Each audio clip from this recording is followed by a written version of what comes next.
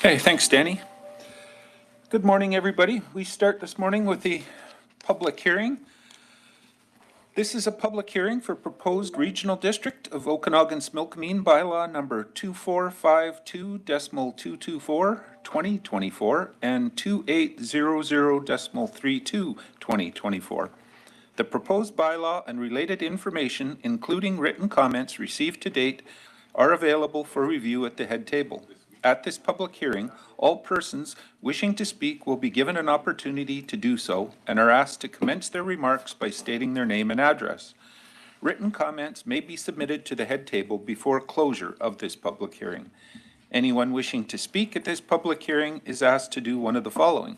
If you are participating in person, please step up to the microphone. If you are participating via computer, please click the raise hand button, which can be found in the participants panel on the right-hand side of your computer screen. This will indicate that you wish to speak. If you are participating by a phone, please press *3 on your phone's keypad. This will also indicate that you wish to speak. Having indicated that you wish to speak, you will be placed in a queue until you are invited to speak. All speakers will be restricted to a time limit of 5 minutes until everyone who wishes to speak has had an opportunity to do so. Anyone wishing to speak a second time may do so by following the same protocol of selecting the raise hand button on your computer or by pressing *3 on your phone's keypad. To submit written comments, please email them to planning@rdos.bc.ca. For those attending in person, you can place them in the box on the table marked public submissions prior to the close of this hearing. I will now ask Ben Kent, planner, to outline the specifics of this proposed bylaw. Please go ahead, Ben. Okay, this morning's public hearing is for a proposed official community plan and zoning bylaw amendment in electoral area C. The application file number is C2023.013-zone.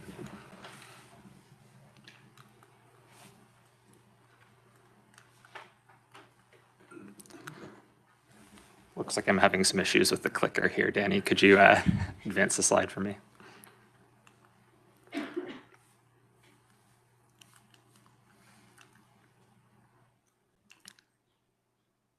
Okay. The subject parcel does not have a civic address as it's a portion of Crown land. However, it's immediately south of the property at 6886 Highway 97.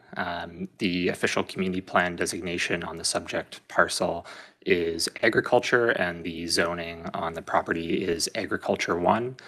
The entire parcel size is 0.55 hectares, but the area that is subject to the proposed amendments is 0.12 hectares, and the entire parcel, as well as the adjacent properties, are within the agricultural land reserve. So the purpose of these amendments is to allow subdivision and consolidation of a 0.12 hectare portion of Crown land with the adjacent property at 6886 Highway 97. And the subdivision is intended to formalize a historic encroachment by the adjacent vehicle repair use. While the purpose of the amendments is to facilitate this subdivision, the proposed general industrial zone does allow for a range of industrial uses, as shown on the table here. The current zoning, agriculture 1, is primarily intended for agriculture and does allow for some secondary residential uses. And here, just a continuation, accessory uses for the general industrial zone would also include office or retail space, whereas the permitted accessory uses for the agriculture 1 zone are accessory to those residential or agricultural uses. The subject parcel was subject to an Agricultural Land Commission Resolution number 325/2023, which did authorize the proposed subdivision and non-farm use of the 0.12 hectare portion of Crown land. It's worth noting as well that the adjacent parcel at 6886 Highway 97 was created prior to December 21st, 1972, and as such, restrictions on the agricultural use of this property do not apply. So as a result, the proposed amendments are to amend the official community plan designation of the 0.12 hectare portion of the Crown property under the Area C official community plan bylaw from agriculture to industrial, and to amend the zoning of this portion of the property under the Okanagan Valley zoning bylaw from agriculture 1 to general industrial. That's the end of my PowerPoint. Okay, thank you, Ben. I will hereby declare this public hearing open and ask if there is anyone wishing to speak to the proposed bylaws. Nobody in the room. I'll ask for a second time. Is there anyone who wishes to speak to the proposed bylaws? Are you seeing anybody online, Danny? Okay. I'll ask for a third and final time. Is there anyone who wishes to speak to the proposed bylaw?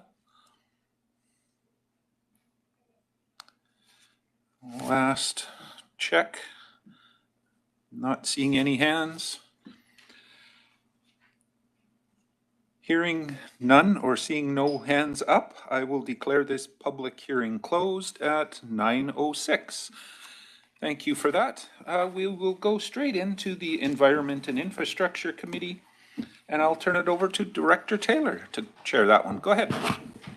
Okay, thanks very much. I'll call the meeting to order at 8:06. I'm looking at the clock. 8:06. All right, 9:06. Can I have a motion to adopt the agenda? Made, seconded. Any further discussion? Seeing none, I'll call the question. All those in favor? Thank you. Okay, we have a closed session, which is supposed to be first item up. Given that we have 20 minutes to burn, we've got a staff person present ready to talk about mosquito control. So I will turn that over to the CAO for introductions. Thank you. Just as you stated, we are going to item D of the agenda, and it's regarding providing an overview of the mosquito control program, and staff's here with the presentation and answer any questions you may have. Lisa. Sorry. Right. Thank you very much. Just like to turn it over to Shelley Fiorito, the projects coordinator for utilities. Good morning, everybody. While we're waiting for my PowerPoint to come up, I did bring some items to pass around just to give everybody an idea of what we work with for mosquito control. So we've got a couple sample jars here of larvae that was collected yesterday, just so that you can have a look at what we're working with. And then this little packet is the pesticide that we use to do our treatments across the region. So we'll send these around quickly while we're waiting for the PowerPoint. Is that pretty early? Yeah.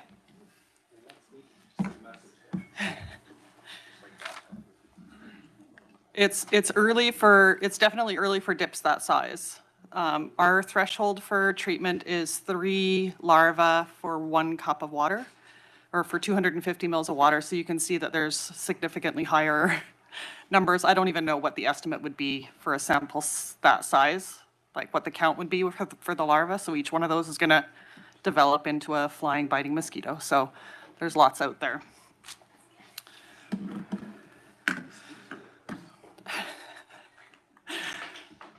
Alrighty, so we're just going to go through a quick PowerPoint, and it's just the year-end summary of kind of the activities that we went through in the past year. So last year we actually started our season 3 weeks later than we did the year previous. So we started our season March 20th. By the 27th, staff were out treating water bodies.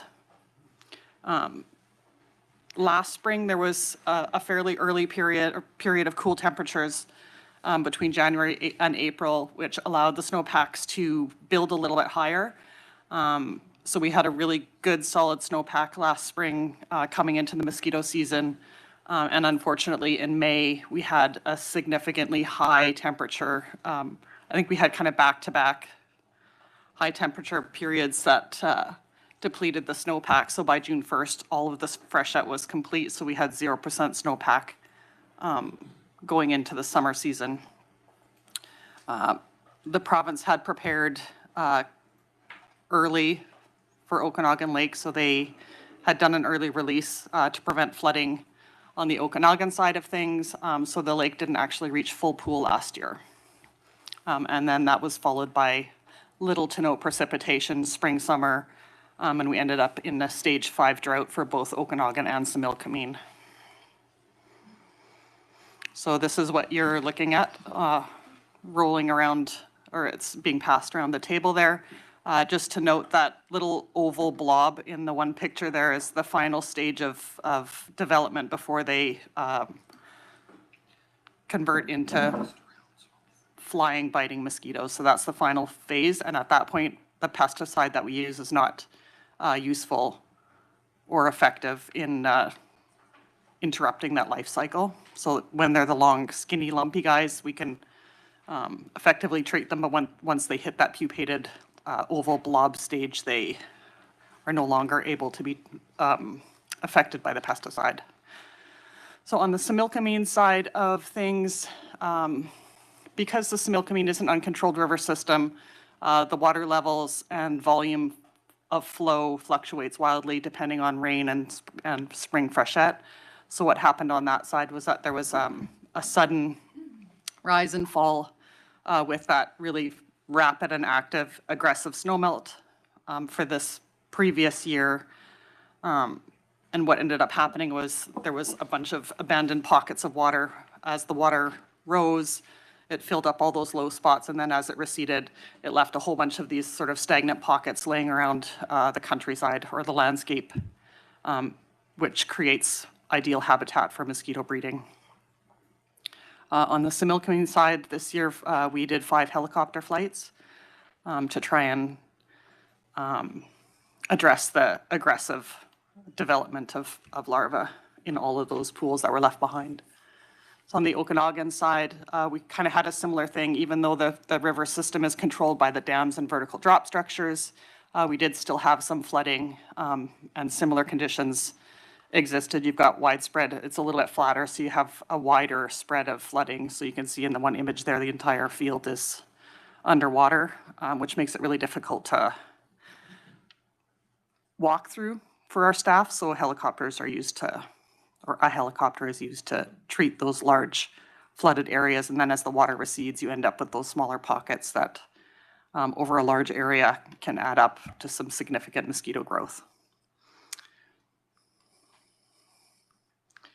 So just an overview of how our flights have gone over the last several years.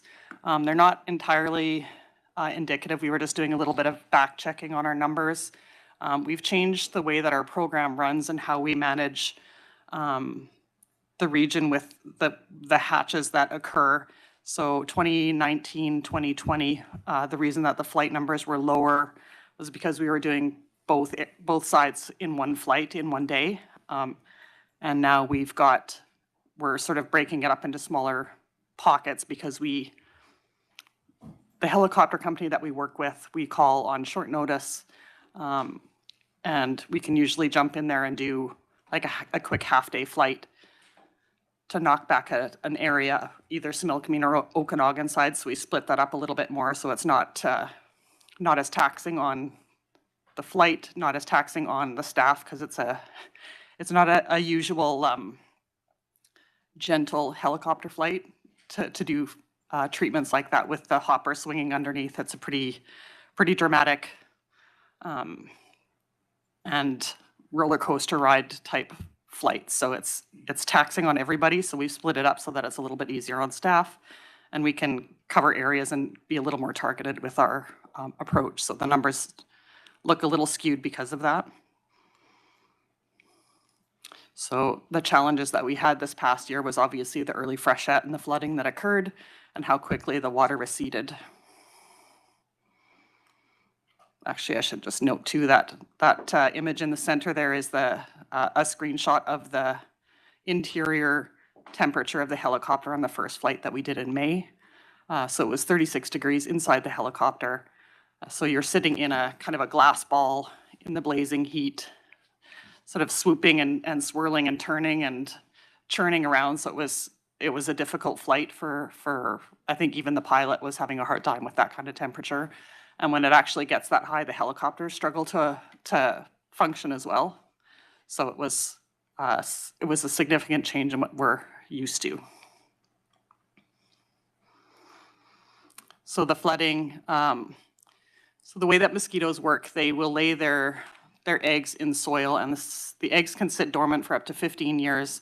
So when these flood events happen, it just creates a massive hatch all at once. So any eggs that were sitting in any of this soil here in this image could have been sitting there for, at any point in the last 15 years, have been laid by whatever mosquitoes are out there. So you get, as soon as they're wetted, they're reactivated and they will hatch depending on the temperature. Mosquitoes, it can take anywhere from 3 days to 2 weeks for a full development for mosquito larvae. The hotter it is, the faster that happens. So we had this huge flood event, then it was 35 degrees outside. So what ended up happening is all of this bank of mosquito eggs that were in the soil got warm really quickly. They got wet and hatched all within a few days. So it was an exceptional year for mosquitoes last year. Some of the challenges that our staff face, we've got all kinds of fun things to fight with. Ticks are a big thing for them. The second photo, the one on the top there, a new challenge that we've come across is all the development and movement of soil within properties across the region.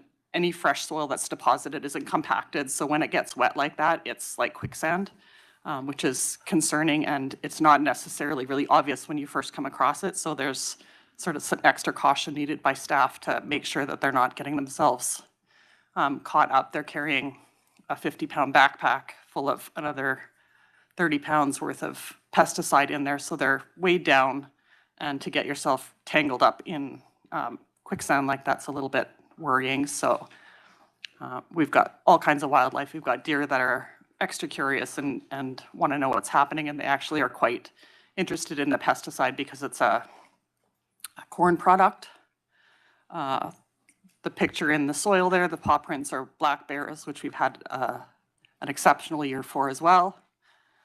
Just the overgrowth in that top picture on the right, just showing there's a ton of exceptionally thorny, unpleasant trees in the region that are hard for our staff to work their way through, again, if they're carrying their backpacks. And then we've got livestock, both wild and domestic.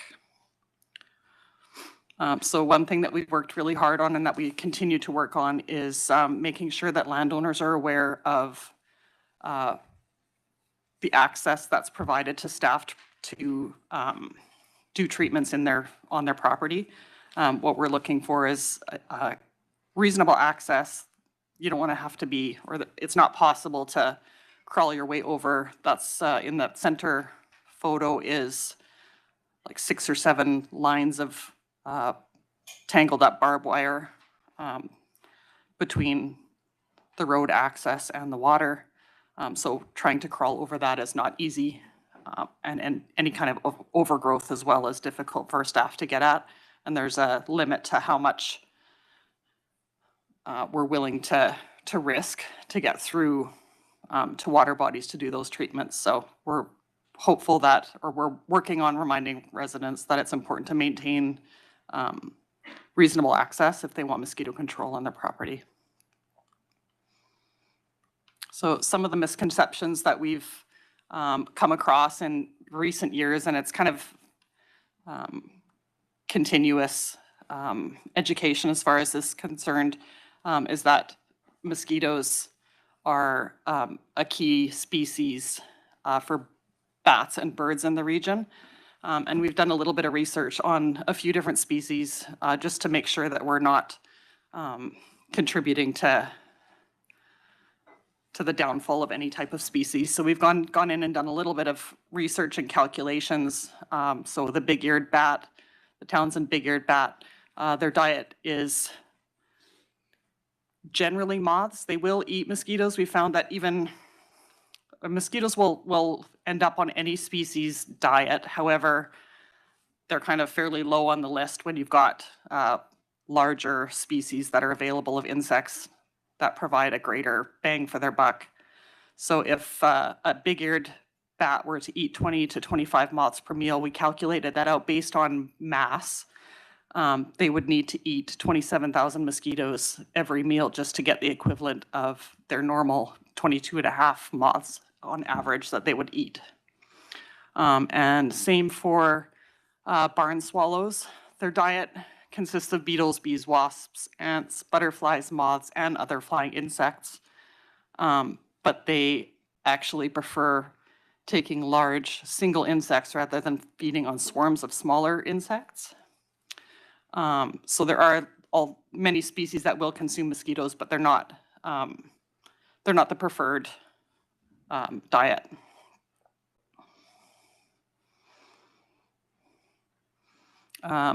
It's commonly, and I think it's more just of a phrase, not necessarily the understanding that we're spraying for mosquitoes.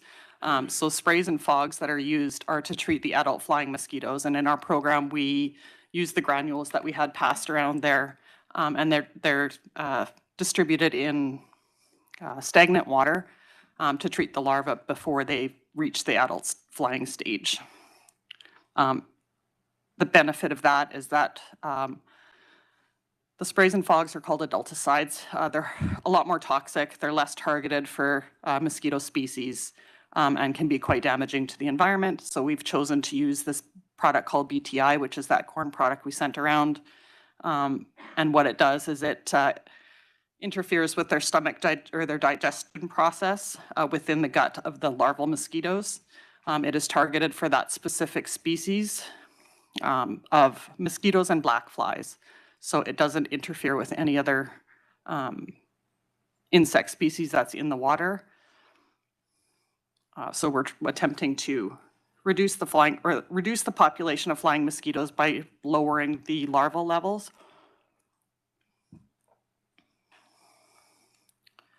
And doing that the most cost-effective way we can. The final misconception that we're looking at is that we're eradicating the mosquito population entirely. Just based on numbers, it's not possible for us to hit every water body that has mosquitoes breeding in any water body or pool across the region. So it's not possible to even have that as a target. What we are trying to do is just to reduce the mosquito numbers to a level that makes it tolerable for both humans and animals across the region. Without mosquito treatment, the numbers would negatively impact anyone spending time outdoors. So we're looking at livestock, pets, farm workers, tourists, anyone that's spending time outdoors. And we're actually taking into consideration the risk of disease related to mosquito species across the region. We have had an outbreak of West Nile. I think that was back in 2005. So if we can maintain or control levels as we go, we can hopefully prevent numbers great enough that it establishes another outbreak in the region. Some of the things that we've done to change our program a little bit across the year is the expanding mosquito habitats like you saw earlier, the large flood zones that we've experienced with the way that freshet happened last year. You get these huge releases of or hatches of mosquitoes from eggs that have been left dormant in the soil for many years. So it's expanding the habitat a little bit. The season is getting longer, which is tricky for us because our helicopter treatment, we rely on that when there are huge hatches that hand treatment aren't going to manage quick enough. Come fire season, the helicopter program that we use transfers to firefighting versus mosquito control. So we're trying, when we run our program, we try and manage it as early as we can in the season, knock it back as much as we can so that once we've lost access to our helicopters, we can still manage what's remaining.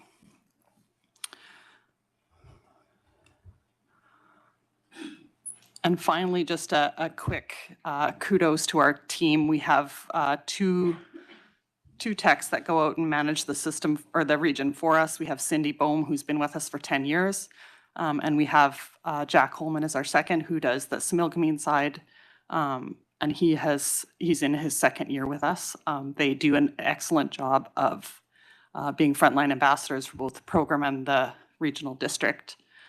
They provide excellent customer service. They're very effective at their jobs. They're conscientious. They care a lot about what they're doing. And they are outstanding in what they do. And it's not a job that I would ever volunteer to do if I was given the option. That's all I've got for this year's presentation. Thank you very much. I'll take questions from the floor. Director Marty. Director Marty. Thank you. Through the chair, if I may, is this the pesticide available commercially? Can I buy this at somewhere? To staff. It is a regulated product. I know that for our program, we have to be licensed. I can't order it because I don't have a pesticide applicator license. So I can't order it from distributors, I don't know if it's commercially available. Thank you. And I just want to say, I have Cindy comes to my property. My Great Pyrenees is quite excited when she shows up and welcomes her at the gate. And she's just an amazing lady and dips and treats and does whatever she does. But we're very grateful to have her pop by. Thank you. Further questions from anyone? Director Bush. Thanks, Shelley. Behind my place, the new neighbors put up a fence across the Crown land, which denies access. What can we do about that? So the way our program is run, it is by landowner permission. So it's up to the individual landowner to provide appropriate access to our staff. We're not crawling over fences. We're not if there's not reasonable access, there's no way to treat because of the nature of the job. And they're out on their own, and there's all kinds of other hazards available to them or that they're exposed to. So it's tricky if the landowner doesn't have access, there's not a lot that we can do about that. Well, I think they allow you access, but except for the Crown land part, it's fenced off. So I don't know. Can you approach them or do I approach them? I will ask the crew because they do the frontline work with face-to-face work with landowners. We're getting into a specific issue here. I'm going to suggest follow up after the meeting. Director Knodel.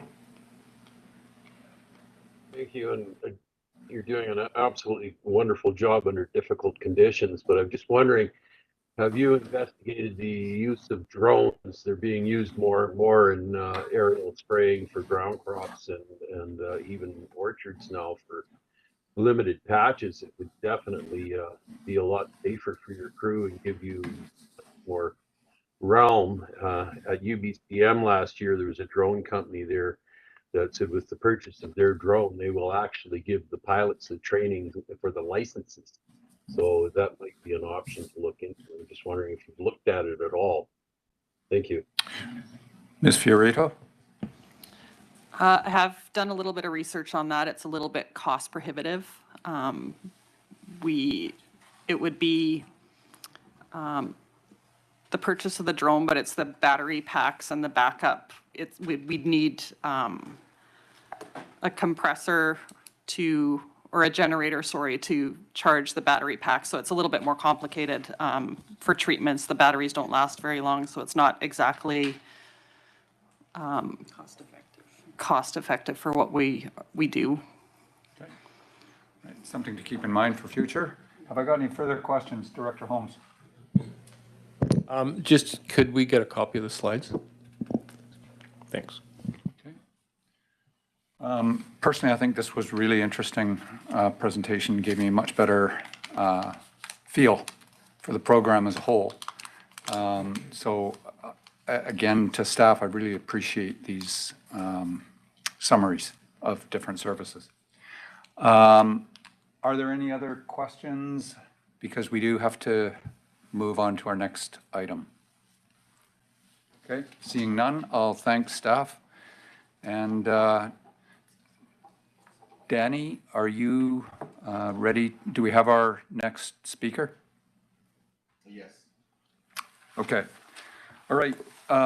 With that, then, I'm going to recommend that we move into closed session. Read the spiel, the recommendation, that in accordance with Section 91 G, I, K, and 92B of the Community Charter, the board close the meeting to the public on the basis of a part of a council meeting that may be closed to the public if the subject matter being considered relates to or is one or more of the following: litigation or potential litigation affecting the municipality or the region, the receipt of advice that is subject to solicitor-client privilege, including communications necessary for that purpose, negotiations and related discussions respecting the proposed provision of a municipal service that are at their preliminary stages and that, in view of the council, could reasonably be expected to harm the interests of the municipality if they were held in public, and the consideration of information received and held in confidence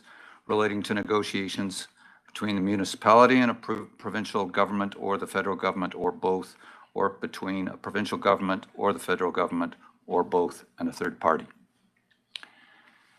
Can I have a seconder? Okay, thank you. Call the question. All those in favor? I'll take that as consensus that we're moving ahead with that. So we're now in closed. Okay, so we'll wait a minute. Let me know when you're ready, Danny.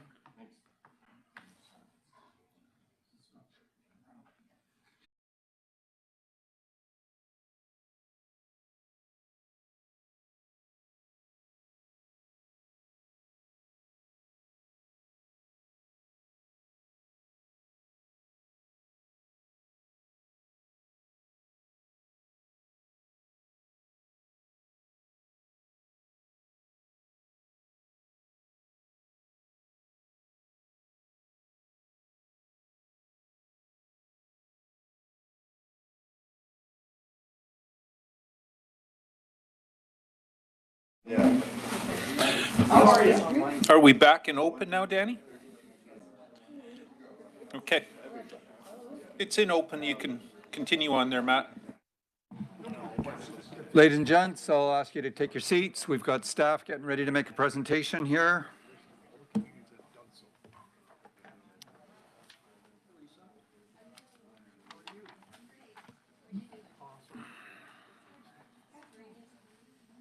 Those online, we're ready to go here. 30 seconds. We'll get going with the last item for this meeting.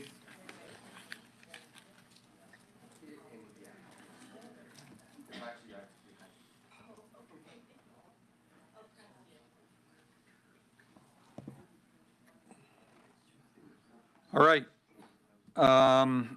After a brief recess, we're called back to the meeting. Our item C is the last item for this meeting. Okanagan and Similkameen Invasive Species Society. Refer to our CAO to introduce the speaker. Thank you. So Lisa Scott here is Executive Director for the Okanagan Similkameen Invasive Species Society, and she's here to do a presentation and update on the program. Lisa? Thank you for the welcome. Good morning, everyone. Sounds like it's a change of pace from what's been happening for the last while I've been waiting outside.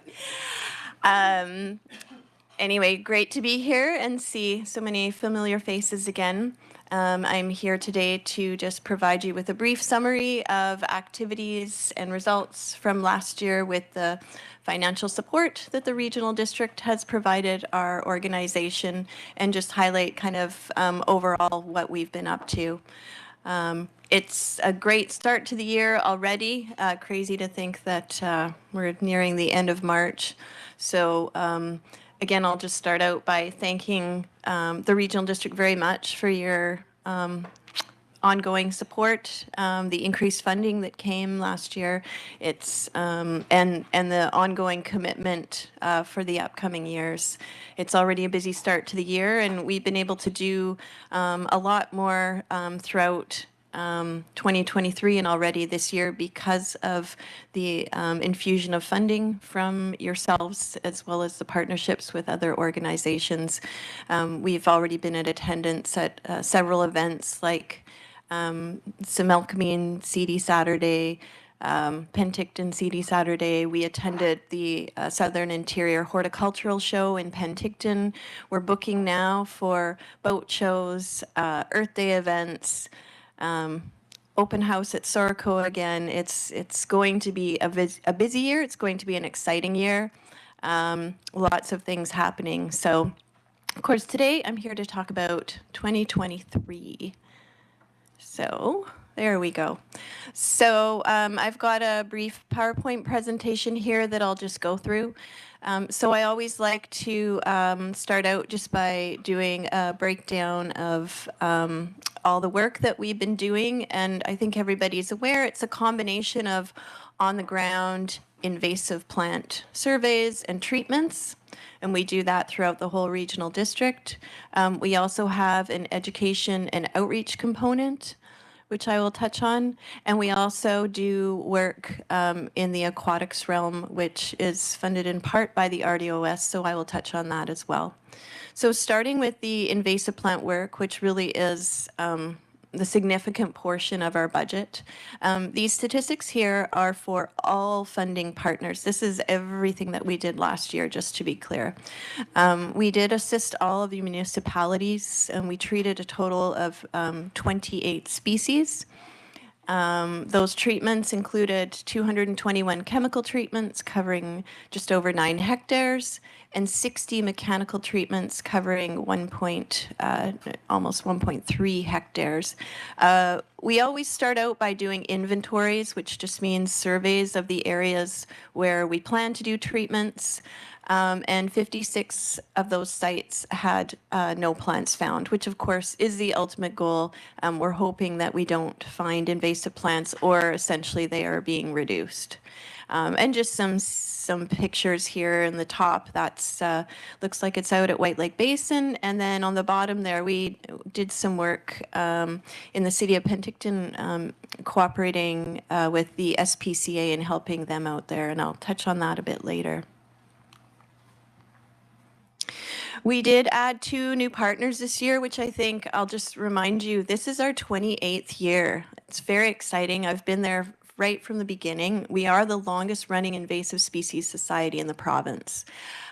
Amazing that we still have new partnerships every year, but it takes a village. Invasive species don't respect jurisdictional boundaries, property boundaries. So it is critical that all the partners are coming together, that it is a collaborative program, and I feel pretty proud of the partnerships that we've built over the years.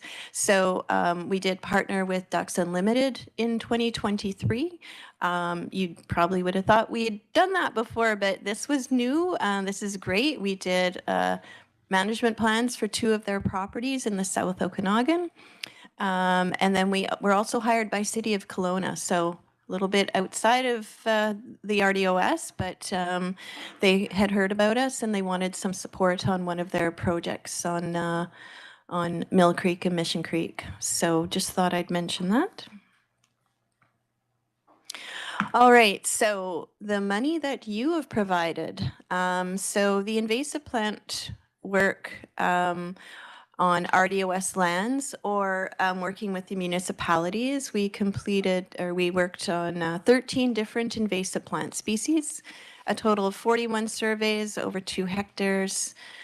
And then in terms of treatments, we did 32 mechanical treatments, 0.33 hectares, and 5 chemical treatments over 0.02 hectares. So very limited chemical treatments. And the staff here, this is at Oliver landfill, and that is 1 puncture mine plant that they are putting into a bag there. So the locations where we did surveys, we did treatments include Bonin Park, Garnet Park, Cobo, Max Lake, OK Falls Transfer Station, the wastewater treatment plant, the Oliver Landfill, and then we assisted within all the municipalities as well. So if you weren't aware, we connect with your public works and parks departments in all of the municipalities. We go, hey, we're here. We've got trained staff that can come help you with anything to do with invasive plants, inventory, treatment, seeding, for at least 2 or 3 days, and at least a team of 2 or 3. So we offer that, and then it just depends what the public works and park staff would like them to do, and often ask for my guidance in that. So that's largely what we offer to the municipalities. In addition, I provided advice to RDOS staff for some, so we did an on-site visit at the Karamias Transfer Station and the Campbell Mountain Landfill. Just wanted to highlight our work at Garnet Park and Heritage Hills. This has been a project we've been working on since 2020, and we've come a long way. And there's a before and after picture. Of course, there's also been some enhancements with paving the trail and lighting it and adding a park bench, but we've now really reduced the invasive plants up there. There was a lot of Scotch thistle, Canada thistle, burdock, and other species. We did chemical treatments for 0.014 hectares, so very little spot treatment. Mechanical treatments over 0.3 hectares. And we manually removed 360 kilograms in 2022. Very little, I wonder if that's probably meant to say 2023, but it's a 74% decrease. So we have substantially reduced the amount of invasive plants up there, and I know our staff always get lots of support of residents in the area as they walk by. So we will be there again this spring, and hopefully soon we won't be there because there's no more work to be done.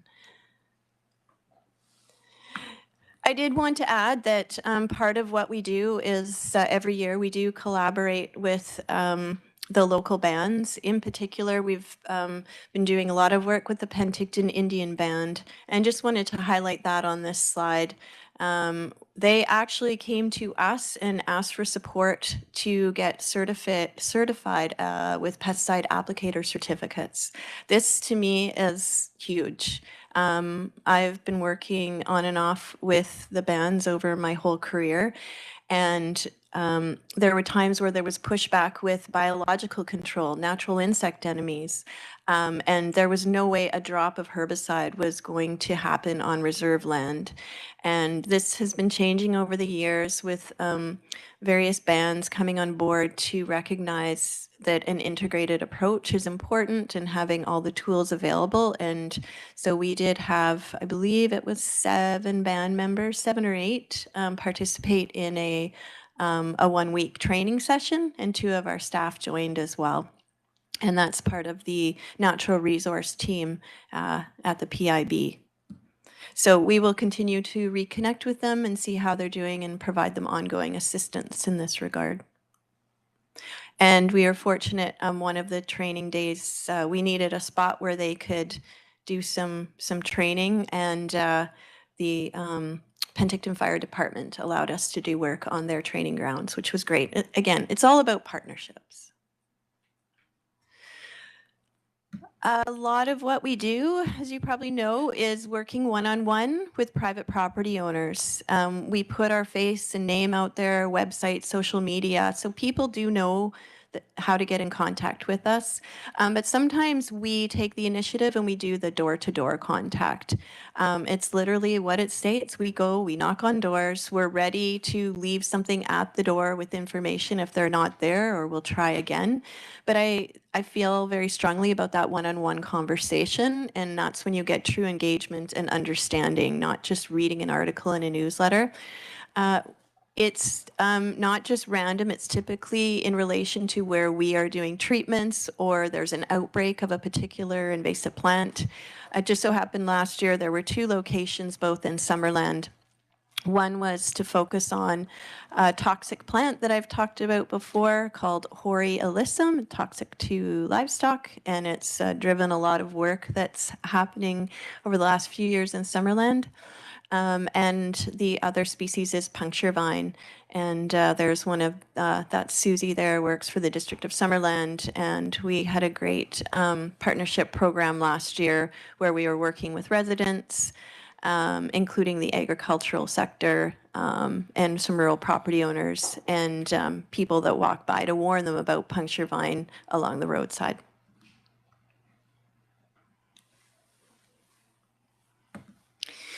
In terms of education and outreach, this is just a really high-level overview of what we got up to last year. There's Director Gettins and myself at the Earth Day event last year. Hopefully, if we do it this year, it's a little warmer. So I participated in 2 Earth Day events last year, West Bench on Saturday and Summerland on Sunday. Summerland will be doing again this year, working with district staff. It'll be the 17th annual event.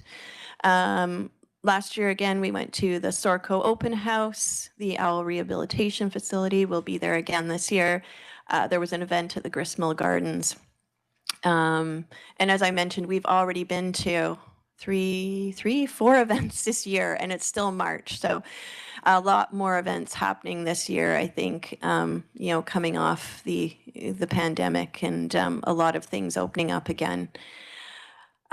We assisted with training of some municipal staff, which we've done in the past. We revisited with City of Penticton staff, District of Summerland, and RDOS staff.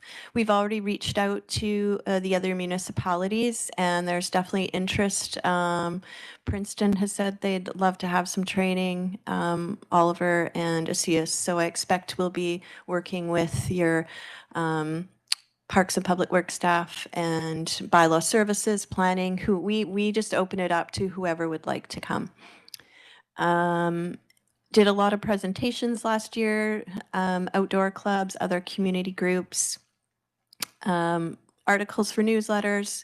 Hopefully you all got the Cross Borders calendar. It's something we do every year, and a lot of social media outreach as well. I was just going to say, I did a talk last night and I had to say next slide, please, about 50 times. So I almost just said that again. Also, media coverage, really good, really strong media coverage last year. I think, when I hear from my colleagues around BC, they really struggle. And I'm like, oh, we don't. We've got Global and Castanet, and they're so great to work with. So there's a picture of your very own Justin Shuttleworth. And this was in late December as part of the pilot invasive tree project up in West Bench. And Justin invited me to join him for an interview, and this got a lot of interest. We also did media coverage last year on myrtle spurge. I mentioned earlier the work with SPCA. So they were finding, as they were walking, a lot of the dogs outside of the facility, the dogs were getting pokey things in their feet, and they realized it was puncture vine and cheatgrass. And so we turned it into a media event, which was great, as well as an on-the-ground treatment. The invasive trees, and then just before the new year, now that I met Taya Fast, who's fantastic, she said, any story? I go, okay. So we got together 2 weeks later and did a story on invasive mussels. So really good support from our local media when it comes to invasive species. And I just included there one of the new outreach tools, and there's a whole bunch coming to do with invasive trees, but this was a poster we did last year for Siberian elm tree. But we're doing a whole series of a fact sheet, a new fact sheet on invasive trees, and postcards as well. And we're going to be circulating these to local landscapers and arborists, and we're actually doing a training session for them next week on proper and effective management of invasive trees and woody shrubs. So hot topic, I'm sure, again this year, the invasive trees. Other outreach tools, we developed a protect your pets invasive or fact sheet, cheatgrass, puncture vine, long spine sandbur, and we took this to all the veterinary stores throughout the regional district. We updated our puncture vine postcard. We started developing boot brush stations, and this is one out at White Lake. We've also got one ready to go for Oliver Mountain. So trailheads are a great location. This is a tool where you can literally brush your boots off, but there's a sign as well that you can read, and the regional district logo is on those signs.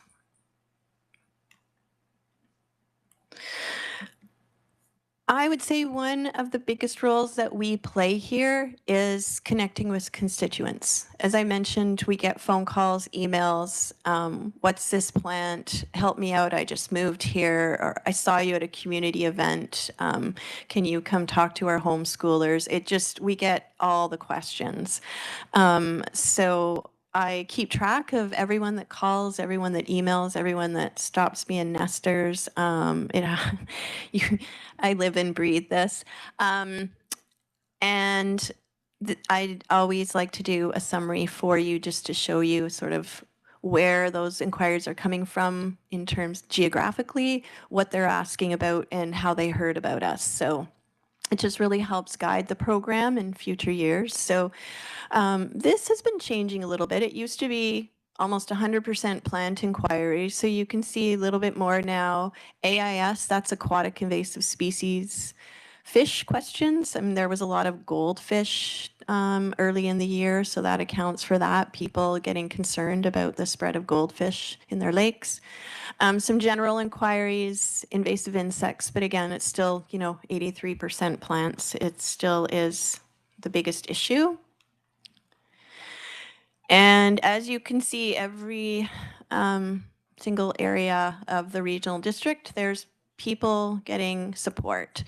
So the highest areas are Penticton, Summerland, Area I, Area C, but questions all across the board, which is great to see. And then as I mentioned, we say, how did you know to contact us? And most of the inquirers, they've been in touch with us before. Some people I wonderfully talk to year after year, multiple times a year. Don't worry, I'm very pleasant with them. There's some great people out there. They just like to talk a lot. Or they're members of our organization. We do have a small membership of public people who sign up. Or they're just familiar with us. I mean, 28 years, we are known to the community. Next to that, 17% is referral. So somebody told them, hey, talk to Lisa, give her a call. And 15% are finding us through the internet. And then you can see the rest there. Some local newsletters as well, 4% from the District of Summerland newsletter. So I did reach out last year to all the municipalities asking about newsletters or other means of reaching the public. And I'll do that again this year because it's a great way to get our name out there and get people familiar with us if they're not. You do contribute $5,000 to the Okanagan Invasive Species Online website, which we very much appreciate. This is a valley-wide one-stop shop for everything invasive website. With that funding, we were able to do 3 alerts, which is what you see here. There were 3 alerts, the whirling disease, the quagga mussels, and keep an eye out for spotted lanternfly last year. We've already did one in February for the Southern Interior Horticultural Show. Keep in mind, this website is for our agricultural sector. That's what paid for it 5-6 years ago when it first started. And We are constantly adding to it. There's now a total of 73 invasive species on there. So it's not just plants, largely plants, but there's also fish, insects, mammals, birds, aquatic plants, and so on. So take a moment to take a look. If you haven't seen it before, sign up for alerts. So you can sign up for alerts, and then when we do an alert, it goes directly to your email. Otherwise, you have to log on and see, go to this website. We also, we've prepared text sheets for an additional 14 species. And of course, a lot of people can just hit the inquiry button, send us an image of something. And so we're very responsive throughout the year to this website. And it's really is a great one-stop shop for everything invasive.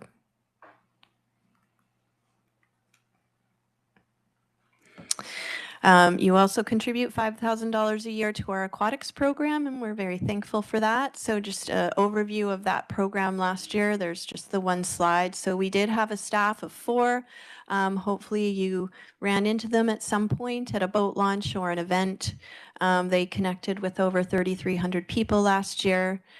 The bulk of what they did in July and August was one-on-one interactions at the boat launches, 18 different launches in the Okanagan Valley, distributed outreach materials, attended community events, did talks to youth at summer camps, and then we also did monitoring of the 5 lakes in the Okanagan Valley and a lot of social media outreach through Facebook and Instagram. I would add to our Similkameen folks that might be feeling left out on the aquatics program.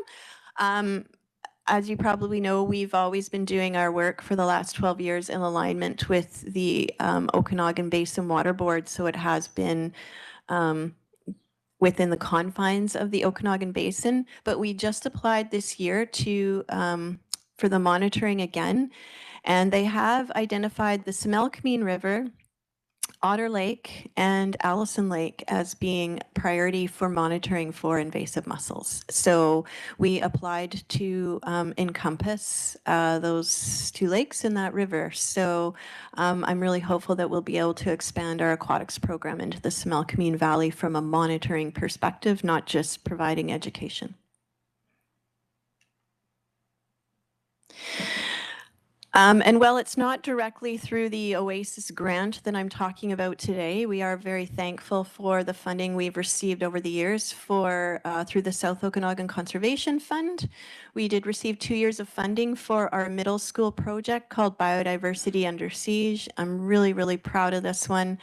In the second year of the project, which we just completed, we were able to trial the 6 lesson plans we developed for middle school students. We had really great support with Holy Cross School in Penticton and Oliver Elementary School, the grade 7s out there. We were able to do some planting events at Oliver Mountain and Max Lake, which we now have funding to continue with a new project this year. And we translated the lesson plans to French, so now that can, the French immersion programs and French as second language can also take these programs and run with them. And we got a lot of media coverage, and we updated our website now to have a web page resources for educators. So it's a pretty unique tool in the province. So thanks for supporting that. That's it. Thank you very much for allowing me to be here this morning. Perfect timing, Ms. Scott. Thank you. Informative report. Questions? We have a minute or 2. Director Gettens.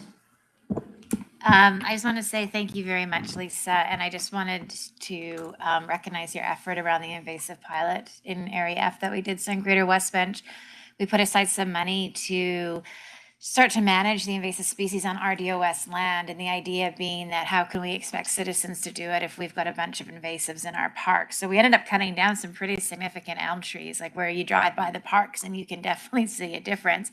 And I've never had so many emails of people saying, thank you, thank you, thank you. How do we keep this going? So I've explained to citizens that we need to put more money on a budget. It'll become a line item.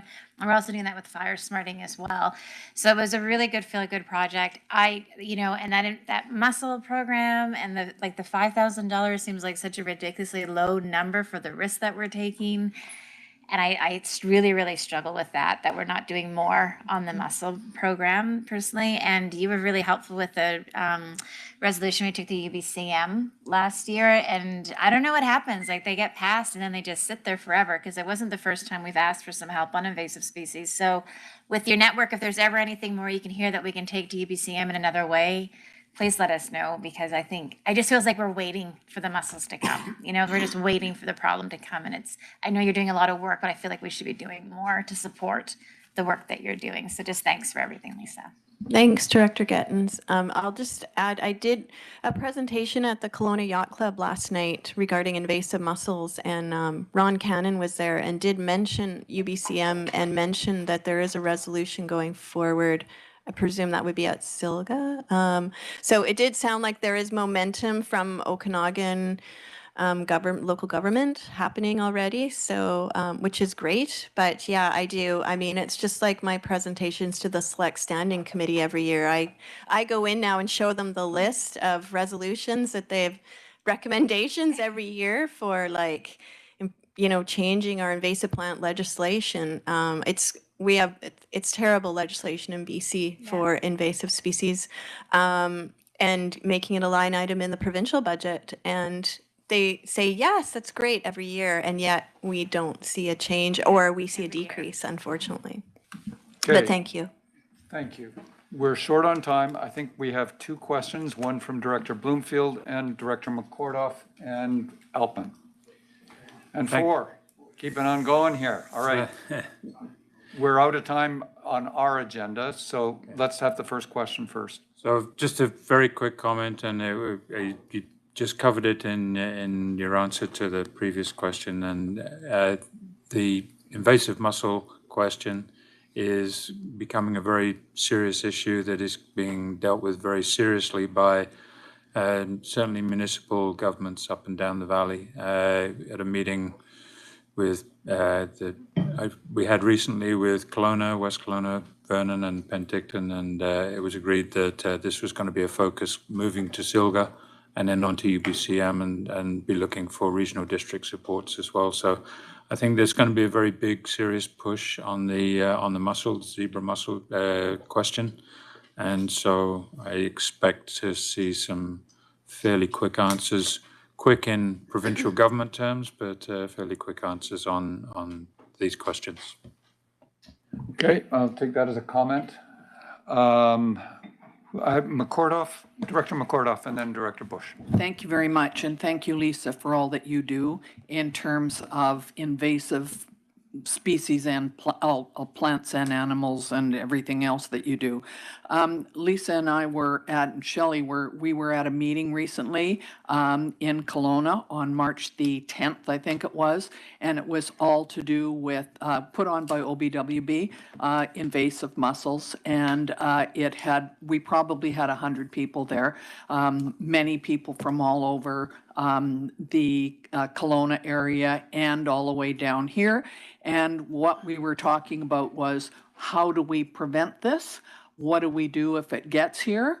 And how do we prevent it from spreading? So it's a huge issue. I have just this morning asked Ms. Malden and the CAO if the RDOS could send a letter in support of the suggestions that the OBWB has done, and they have taken that information.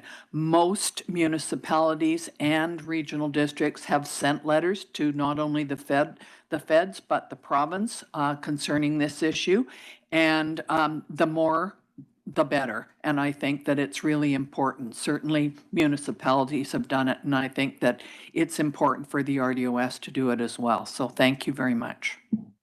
Again, comment, taking that as comment. Director Bush. I'll talk to Lisa. Okay, Director Van Alphen. Thank you through the chair to Lisa. Thank you for your presentation. Is there any help that possibly that you could assist us with on Highway 97 with the Russian olive type trees and the approach that the highway maintenance people are taking to brush mow these things down, and they just seem to seeds them nicely and gives them more vigor. Just the technique since this new highway contractor took over seems to be a little bit archaic. Yeah, thank you for your question, Director Van Alphen. I don't disagree, and unfortunately, I mean, we see it on the rural roads too. They use the wrong equipment to do the roadside brushing. It's a conversation we had with Argo. It's a conversation we can try and have with AIM. We no longer have the operational contract with Ministry of Transportation. They unfortunately decided that they think they can do it better, so they took it back last year. So it doesn't mean we don't have sway, but it might even be better if I helped regional district staff write a letter and it came from here. So I can speak with you or staff on that. Thank you for your time today. Thank you, Ms. Scott. I think with that, I'll take a motion to adjourn. Moved, seconded. All those in favor? Thank you. Carried. Okay. All right, thank you, Director Taylor. That brings us to the Planning and Development Committee meeting, and I will go to Director Knodel for this one. Go ahead, please. Good day, ladies and gentlemen, and welcome to the Thursday, March 21st, 2024 Planning and Development Committee meeting. Looking for a motion to approve the agenda. So moved, seconded, all in favor? Any opposed? Seeing none, carrying on. First item on is B, short-term rental accommodations. CAO Zafino, please. Thank you. So with this report, we start off with January 18th, 2024 postponement.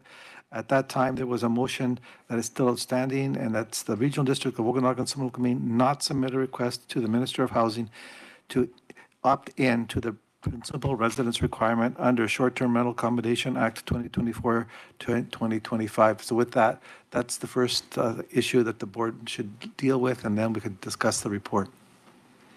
Thank you. That motion is in front of the board. Do we want to have any discussion on it? I see Director Monteith, please. Through the chair, I know that some of my residents find it very confusing.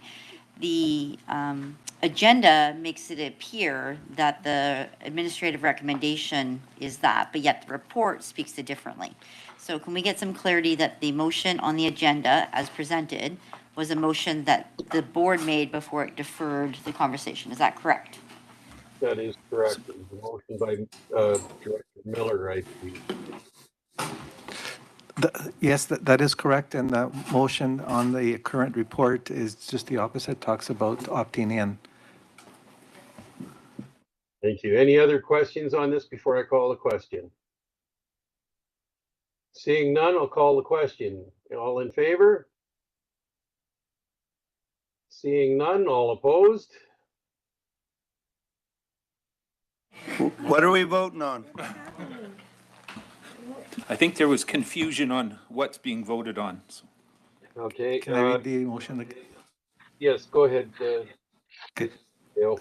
So thank you. So this is the original motion from January 18th, and not the motion that the board will be discussing soon, that the Regional District of Okanagan-Similkameen not submit a request to the Minister of Housing to opt in to the Provincial Resident Requirement Act under the Short-Term Rental Accommodations Act 2024-2025. Are we all clear? Director Roberts, please. I'd just like to make sure, and that's in regards to the regional district as a whole, correct? Yes, sir. Director Gettins, please. Thank you. Actually, you know what? I'll just defer to Director Miller. Hi, thanks, Chair. Just for a reminder for everyone, because it was January 18th, this doesn't sound very competent on my part, but it was made in error, and I did try to pull the motion. Apparently, I wasn't allowed to rescind my motion, which is unusual, because at Penticton, we've been able to do that before, but anyways, that's fine. So I guess anybody can make a motion, but I do apologize to the board for incorrectly making that, and I would encourage everybody to shoot it down so that we can put a new motion on the floor. Thank you. Any other questions going forward? The motion is to opt in, whether you accept it or decline it. Or possibly to not opt in, sorry. So calling the question, all in favor? You're in favor of not opting in? I've got to read this. Opt into the. Now I'm confused with the question. Thanks, folks.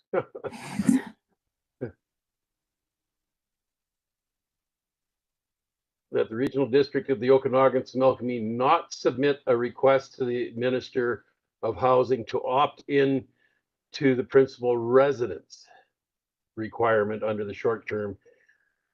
All right. So all in favor, once again, sorry. 2, 3. Seeing 3, all opposed. I have to register everyone opposed, myself, Director Monteith, Director Bush, Director Graham, Director Von Alpen, Director Holmes, Director McCordoff, Director Gettens, Director Blumfeld. Did I miss anyone?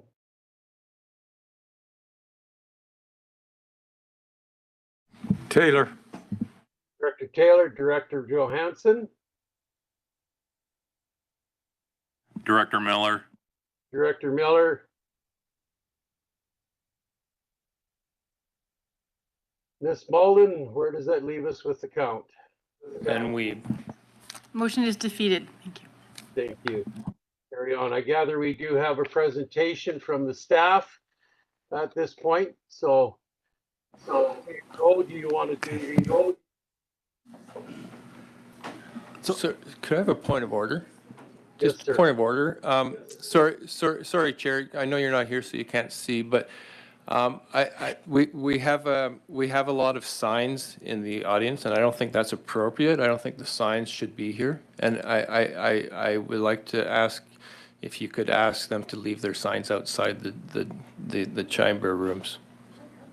So directed by the member.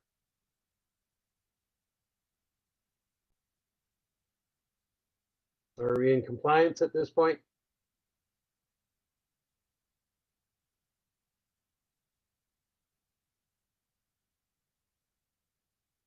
Yes, no?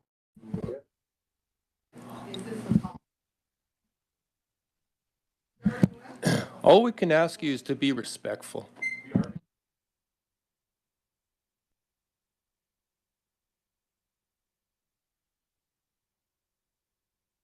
Or Director Holmes, are we capable of carrying on at this point? Well, it's up to you, Chair. For me, it's a sign of it's a form of intimidation, and that's fine. I mean,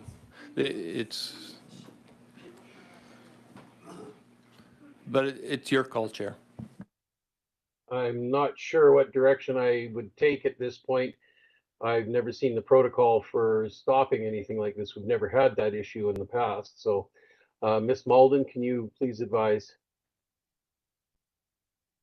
You're welcome. There is no protocol. There is no policy. It's entirely up to the board committee whether the signs represent intimidation or stop the meeting. Thank you, Ms. Malden. I personally wouldn't see the sign as intimidating to myself. Director Taylor, please. I get Director Holmes' point, and I understand what the people are saying here. Point is, though, we have actually already read your signs, so your point's made. And I'd just leave it at that. Question? Director Miller, please. Thank you. I don't have a problem with the signs because where do we take it? For those from Penticton, you well remember the Safe Skaha Park issue, and people had these lime green T-shirts that they wore to meetings. So where do we draw the line? Do we ask people to take their shirts off if they have something like that? So provided that none of the signs have profanity or medical misinformation, I'm fine with it. Thank you, sir. Ms. Malden, do we need a motion on this, or should we, sorry, Director Holmes, go ahead, please. I don't, I'm not prepared to forward a motion. I would just ask the people in the audience if they don't want to do it, there's nothing we can do about it. I just find it disrespectful to the institution and this board. But if they're not willing, there's nothing we can do about it. So just my suggestion is we just carry on. Thank you, sir. I suppose we could suspend the meeting if anyone is serious enough about it, but I don't see it as a reason to go there. And if no one cares to make a motion in that effect, then we'll carry on. I gather that we do have a presentation from staff. CAO Zafino, would you care to enlighten us? So there will not be a presentation. Staff is here to answer questions. There is a report here talking with the new administrative recommendation. Essentially, it does talk about not opting in. However, staff heard a lot of the different directors loud and clear, and the motion actually reflects that. So the purpose of this report is to provide options in relation to the pending deadline for an electoral area to request to opt in to the provincial principal requirements under the Short-Term Rental Accommodation Act. And the recommendation is that the Regional District of Okanagan submit a request to the Minister of Housing for the following electoral areas to opt in to the residential requirements under the Short-Term Accommodation Act.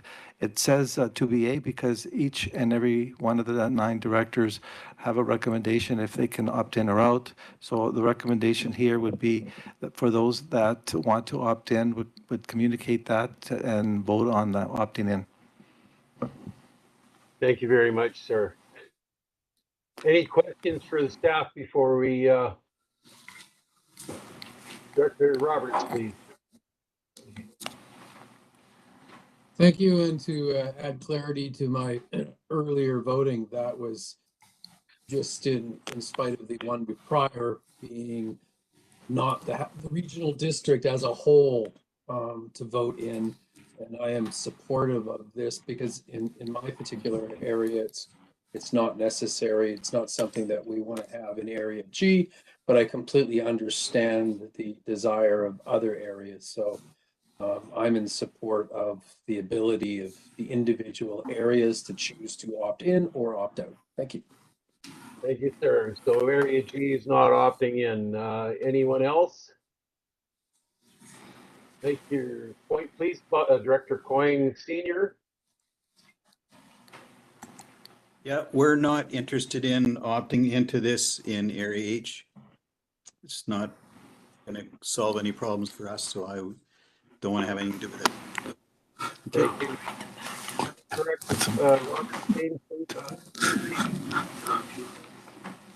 Sorry, I also wanted to touch base because I did have a question in regards to staff. Knowing about whether or not, like if when Area I, if they choose to opt in, Apex is left out. It said the same thing in regards to Manning Park if Area H. Now, my question is in regards to Area G with Cathedral Lakes Park Lodge, which is private land surrounded by a provincial park. This is one issue of multiple that I would have with it in Area G, with its inability to be flexible in different areas. But it is a question that, does the private operation of the resort in the center of a provincial park, though on private land, would that be counted in? Because I just thought it was an interesting point anyways, if I could have clarity. Mr. Garish? So for the board's benefit, the material that we've seen from the province has not listed Cathedral Lakes. And of course, the question is vacation rentals, and vacation rentals occur in residences. And it's our understanding that there's no residences at Cathedral Lakes. So it's probably not an issue for that particular area. Thank you, sir. I wasn't really given a process for this, so Director Gettins, please. Thanks to the chair. I was wondering if maybe we could just have staff just to give a quick summary again of what the principal opting is and is not. Or I can do it. It's March 31st. Changes take effect November 1st. Once an area opts in, they stay in unless they appeal to the province to opt out at a later date.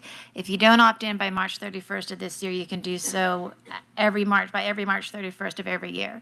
And the only thing that this is doing is that it limits vacation rentals to primary residents only, which means that somebody cannot buy a number of homes in your area and rent them out for short-term rentals. But as a property owner within your area, you may rent out your property on an Airbnb with the right licensing, and you do not have to stay on site. It just has to be your primary residence. Is that okay? So I want to clarify what we're opting in, and I might just suggest, Chair, maybe we just want to go by area and just see who's in or not, and then get everybody who's listed to opt in, and then we vote on all of those who are opting in at the end of that, just as a suggestion. Thank you. Would you like to state your position? Do you want to opt in or not? Area F will be opting in this year, and I don't know if I need a seconder now, if I can just speak to it. Do you want to just do the motion at the end? I'll do the motion at the end. Okay, I just want to actually just really touch on this quickly with Area F. So initially, we were going to look at opting in next year due to the staff recommendation because of the timing, and it's new, and I respect that. And I look at staff because I know how busy you are, and I know that we're going to have to shift some other priorities around in order to accommodate this. So I put it out to the citizens in Area F. Overwhelmingly, people wanted to opt in. Those who were willing to wait to opting into the next year really was willing to do that only for like what the staff wanted, was some time to get things organized. But many of them said unless other areas need our support to have them opt in. So Area F was never if we were going to opt in or out. It was always just a when. And from the citizens that I've heard from, that we'll be opting in this year, please. Thank you very much, Director Gettins. So let's speed this up a bit. Director Pendergraft, Area A, your desire. Will opt out at this time. Not in. Director Bush, Area B.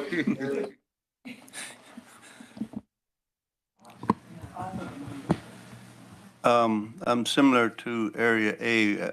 I don't believe we need to opt in. Thank you.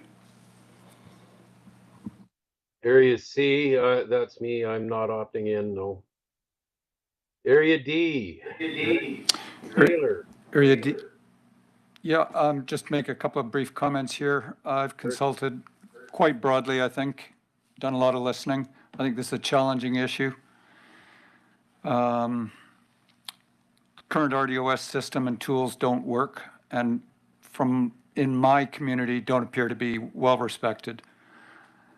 I don't think there's any silver bullet. This one tool isn't going to fix housing, but we need year-round housing for workers, and presently we have workers moving to our community who are rented a place and then have to leave it come May 15th or get into a tussle with their landlord. So they're obviously contravening the RTA as well. Opting in and the principal residence requirement may not convert many existing housing items, but in future, from my perspective, it'll reduce the incentive to purchase homes and use them for short-term rentals. So I would recommend that Area D be opted in to the principal residence requirement. Thank you, sir. Area E, Director Federico, please. Thank you to the chair. I have a question for staff. When will the vacation rental review take place? What will that include? And if we don't get a contractor, will that be done in-house? And can we do a workshop for the board to look at that?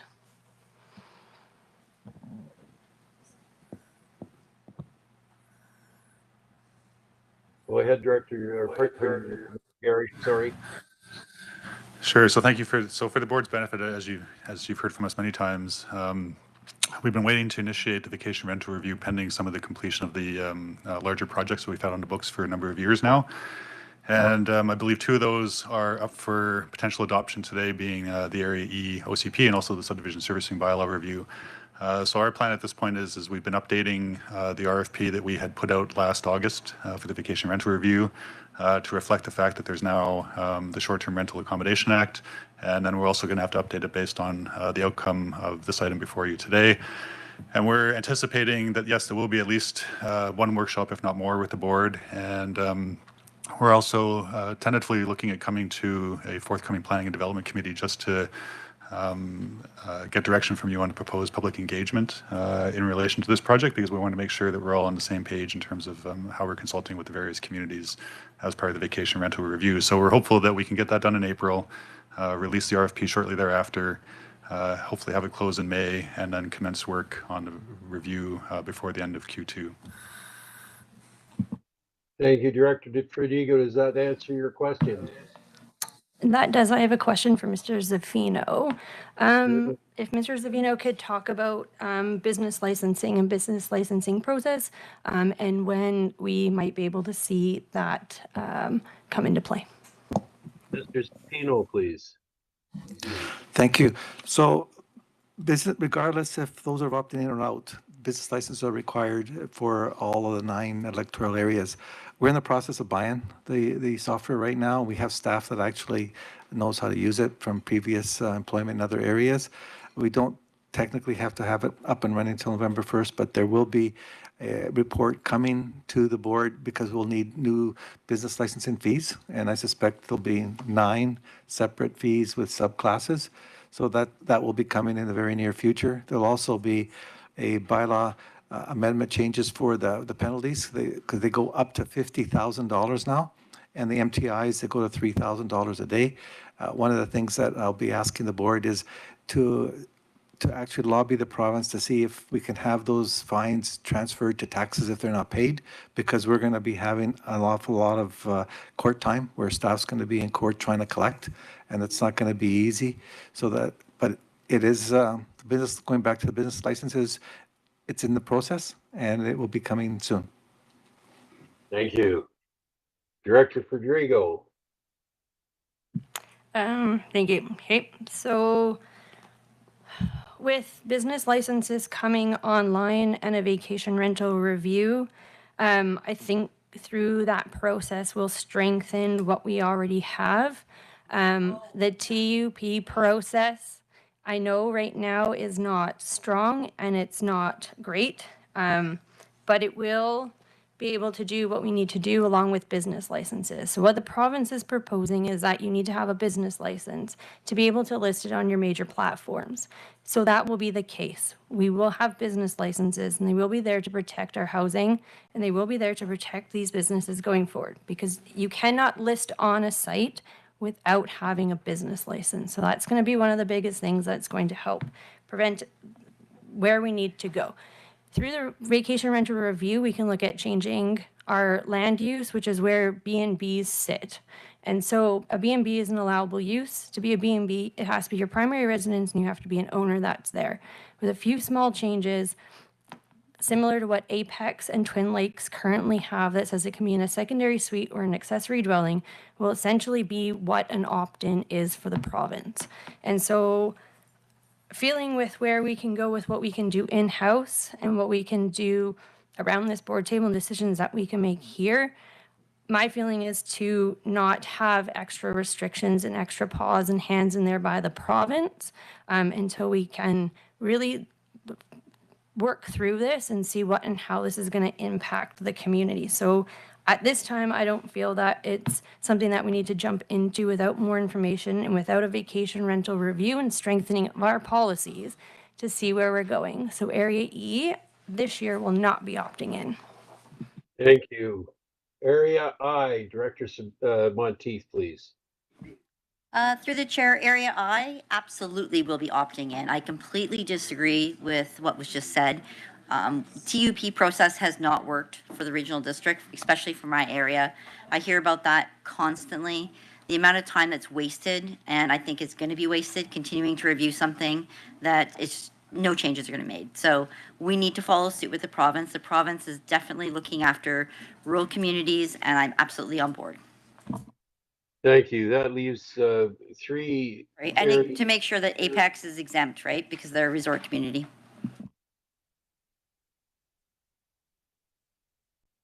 Can Director, or pardon me, Mr. Garish, can an area opt in and leave another area, part of their area out? Yes, so just for the board's benefit, and this was raised earlier in relation to Cathedral, there is an exemption for the resort communities, other areas, locations like Apex, Manning Park, and also, of course, farmland assessed, whether it's in the ALR or not, is also exempt from this requirement. Thank you. Director Monteith. Through the chair, I also want to correct something that was just said. Twin Lakes has got no exemptions, so they are definitely included in this. Thank you. That being said, we have 3 areas that are looking to opt in, areas F, areas D, and areas I. The rest of the areas are not looking to opt in at this time.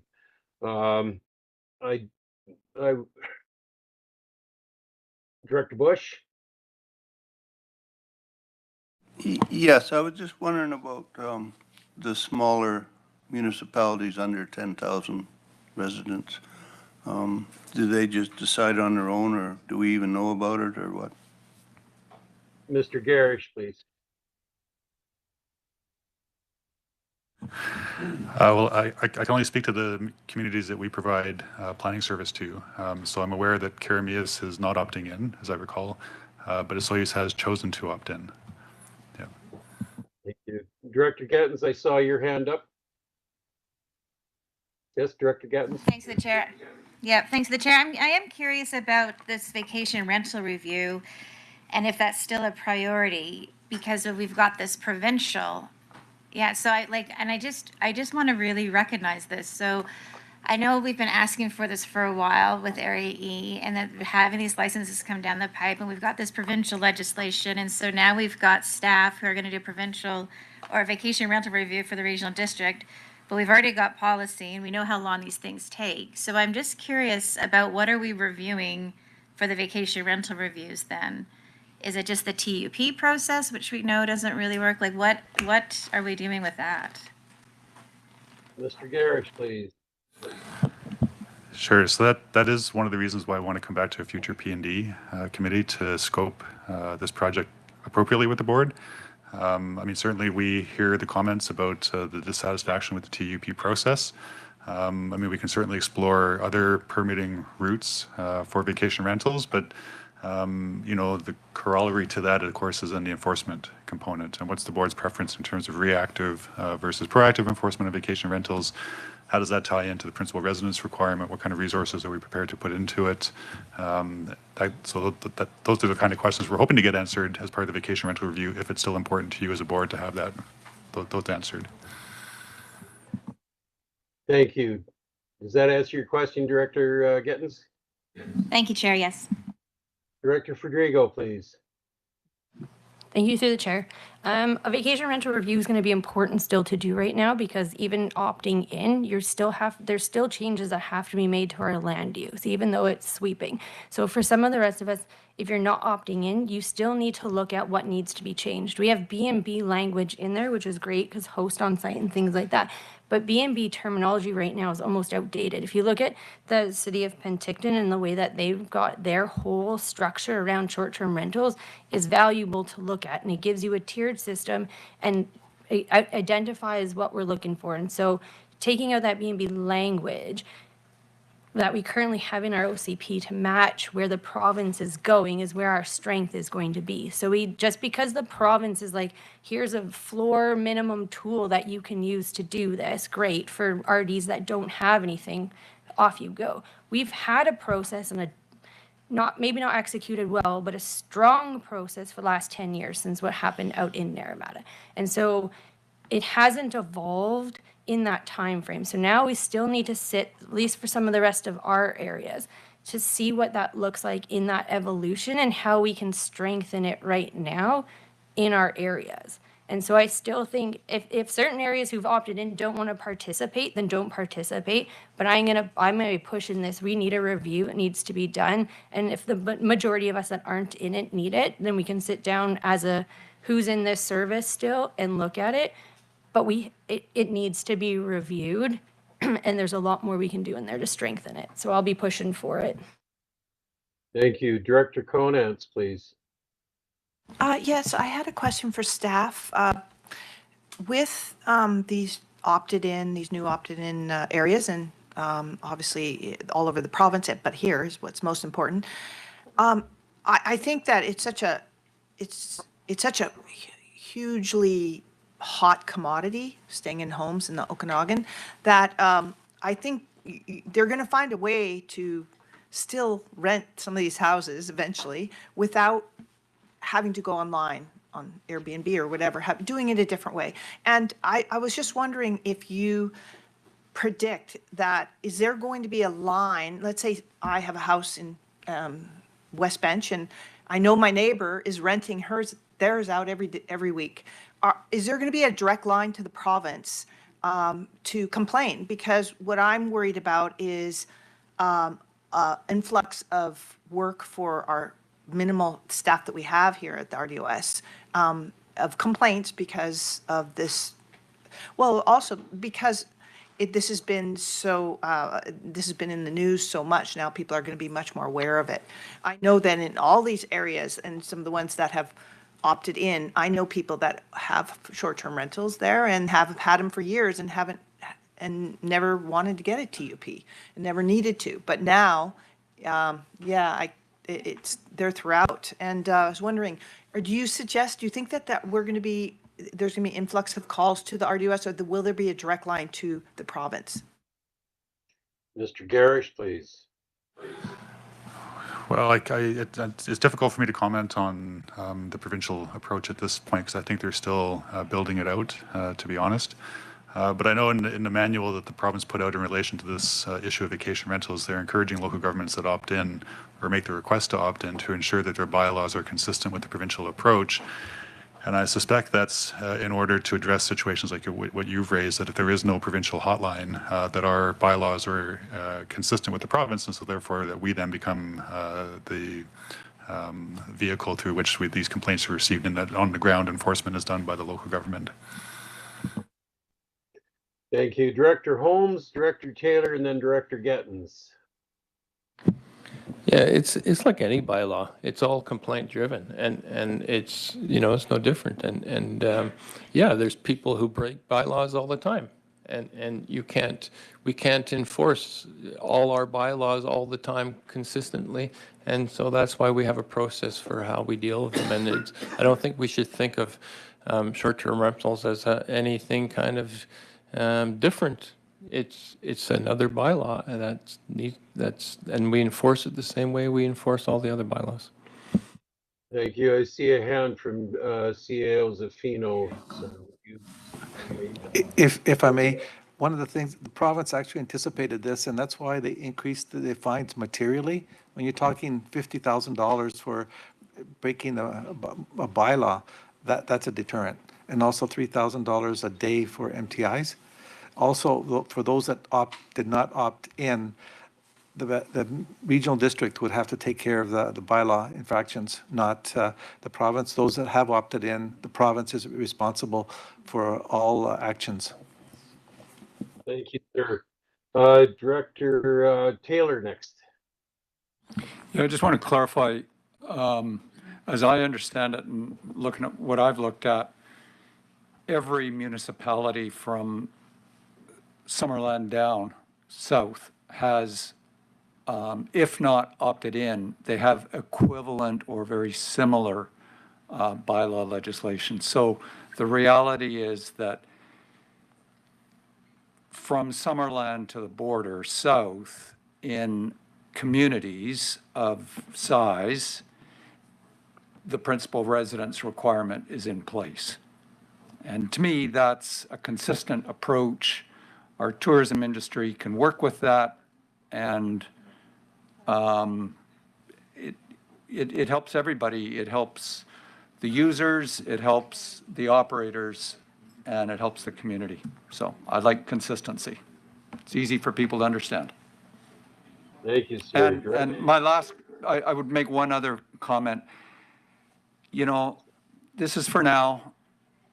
A couple of years from now, as things change, other federal and provincial funding comes in and we start seeing more housing solutions brought forward, then we can look at opting out or whatever. But for now, we've got a steady flow of houses as they get purchased, getting converted to short-term rentals. We have no place for employees moving into town to use other than short-term rentals. And then they have to get out of those short-term rentals come May. So it's not a perfect solution. It's a step in the right direction from my perspective. Thank you, Director Taylor. Director Gettins, and Director Monteith, and Director Roberts. Thanks, Chair. I just wanted to follow up with Director Conans. You're still able to rent out your primary residence. So if your neighbor has rented out their place, they can still do that. What this is sending a message is that you can't come into the area and buy 3 or 4 homes while you live across the country and rent those out. That was why Area F citizens that I heard from really wanted. They didn't want it to be a dark community over the winter time. So you can still rent out your property if you live in it, but you just can't go and buy up a bunch of homes in Greater West Bench and then make your money that way. So I just wanted to clarify that. Thank you, Director Gettins. Director Monteith, please. Through the chair, I want to thank CAO Zafino for explaining that, because that's probably the #1 reason that my area wants to opt in is the provincial enforcement team. The higher fees, the fines, all of those. And with the provincial enforcement team, it is a complaint-driven system, but it's not within their local government, right? You're not pitting neighbor against neighbor. They're going neighbor to the province. The province is then dealing with it. So it sort of removes that neighbor-to-neighbor disagreement that I'm seeing in my community, and that's creating the friction with vacation rentals. So having a proper process, going through and following, it should be treated like a business. And that's exactly what the province is trying to do, is move it to a business with proper health and safety inspection process that makes sense and provincial standards. So I absolutely want to protect my community, and that's why I'm opting in.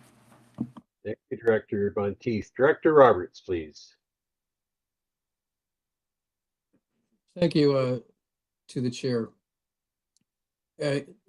Using Area G as an example, and I think it's pretty similar in the rest of the Similkameen, it's majority of our land is agricultural and out, and it's not necessary. Then the few, for me, the couple of hamlets that I have, it's definitely not an issue. And if it became an issue, it's something that we could do individually in case moving in the process of zoning or having other bylaws and rules and regulations in regards to that small community. Because again, the issue being you opt in, it's carte blanche, everything and everywhere in your area. I do have a concern over overall costs in regards to the regional districts. I still think it's going to be a cost to us individually and collectively. And the other concern is looking at how the province has dealt with almost everything else in regards to its enforcement bylaw, whether or not it's the ALC or whether or not it's interior health. How many of those do we end up where they say, you create your own bylaws and enforce it. We're not going to do it. We can't afford it. We're not doing it. I see this as very quickly a great possibility of it all ending up in our lap. So I don't have a problem. I understand others, and especially in the Okanagan, the need and desire to jump in as soon as possible as they see fit. But out here, I'm looking at it's better to wait and see, because I have a sneaky suspicion almost all of this will end up in our lap anyways. I'd like to see the dust settle and to be able to protect my community that, really would be suffering from the increase of taxation and other costs and over an additional level of governance from another level of government. Thank you. Thank you. Director Fedrigo, please. Thank you, through the chair. So looking at one thing that we can look at under our vacation rental review process is that through having a business license and the TUP process is that you wouldn't be able to get your business license unless you went through the TUP process. And so through that would help to eliminate people owning multiple houses, because you would still have to come into the board to get permission for where your extra B&Bs could go, which then kicks that out to your neighbors who have a say on where and how that happens. So the business licenses, and part of what the province is doing and bringing in from that enforcement is that you can't list on a platform unless you have a business license, and that's any of the listings that you have. So we can put measures in place that will help to reduce and eliminate people owning multiple houses through this process. So that way that's something that we don't have, but it still gives option and open to the rest of the community to have a say in that. Thank you. Any other questions at this point? Director Miller, please. Thank you. I've been an outspoken advocate against Airbnbs in spite of making an incorrect motion. And again, very quickly, 4 reasons. Number one, totally unfair to our hotel industry, which pays huge taxes, and our incredible community supporters. If you go to a charitable event, you'll always see a night's stay at the Lakeside and the Sandman and the Ramada. I've never seen Fred's family Airbnb donate a night. So I think it's unfair to them. The hotels are also held to a much higher standard, and especially with issues such as swimming pools. So that's number one. Number two, I'm sorry, neighbors hate Airbnbs. It's a fact. And especially the primary owner, or primary residence only, I think is absolutely fair. It allows people to make a couple extra bucks. That's good. They own it. Chances are they're not going to have a bike gang staying at their place if that's their primary residence. Issue number 3 is the housing crisis, which I'm sure each and every one of us has heard of. People can't get workers, and we're even talking nurses, first-year teachers. Will people that have units as Airbnbs, as second, third, fourth homes, necessarily want long-term rentals? Well, maybe, maybe not. But even if half of them say that they will, that's more people having a chance to live and work here in the Okanagan. And fourthly, not according to me, but to the paid consultant that came into the city of Penticton, because of the new sensation of Airbnbs, houses are a lot more expensive, and rents are on average $300 higher because there's a smaller pool and landlords can jack the prices up. So those are 4 excellent reasons why I would encourage, I don't have a vote, or if this is corporate or what, I would encourage every neighboring municipality to Penticton to opt in. It's the right thing to do. Thank you, Director Miller. Any other questions? We're running well into our lunch at this point. Director Gettens. So I just wanted to go through this really quickly because I know, sorry, as you've opted in, but Oliver, you said you have opted out, but you've got another approach. Several years ago, we adopted the primary residence component. Okay. So we did not opt in, we just kept the status quo, but we basically have the same strategy whether we opted in or not. No. So, okay. Yeah. So then I just wanted to confirm with your consistency down the valley. So thank you. Appreciate it. Any other comments at this point? Seeing none, I have a question for Miss Malden. Do we vote this now, or do we move it forward like this to the committee meeting this afternoon? So the committee can vote now if they choose. What they're voting for is to move it forward to the board this afternoon. The vote at committee is corporate. The vote in the afternoon, which is mandatory, will be a rural vote. Thank you very much. Do we have a motion to do one or the other? Also move that we motion that we move it forward to the committee this afternoon. Is there a seconder? Seconded, Director Coyne. Any discussion on this at this point? Seeing none, I'll call the question. All in favor? We're moving it. We're moving this forward to the afternoon meeting. Is that clear? No. What are we moving forward? We're moving the issues of who's in and out to the forward to the afternoon meeting. Did you want me to read, Chair, what I understand it to be? Yes, please. That the regional district of Okanagan's Milkameen submit a request to the Ministry of Housing for the following electoral area to opt in to the principal residence requirements under the Short-Term Rental Accommodation Act for electoral areas D, F, and I, and that recommendation goes forward to the board this afternoon. Thank you very much. Corporate here. Are we understood now? Director Weeb, do you have a question? Not to keep wordsmithing, do we need the exemption for Apex in this motion? I just wanted to check. Okay, no, I just wanted to check. Thank you. Thank you. We understand that we're moving this question forward to this afternoon's meeting then. Thank you. All in favor? Any opposed? Seeing, oh, Director Konatz, you're opposed? Okay, one opposed. Motion carries. With that, we'll look for a motion to adjourn.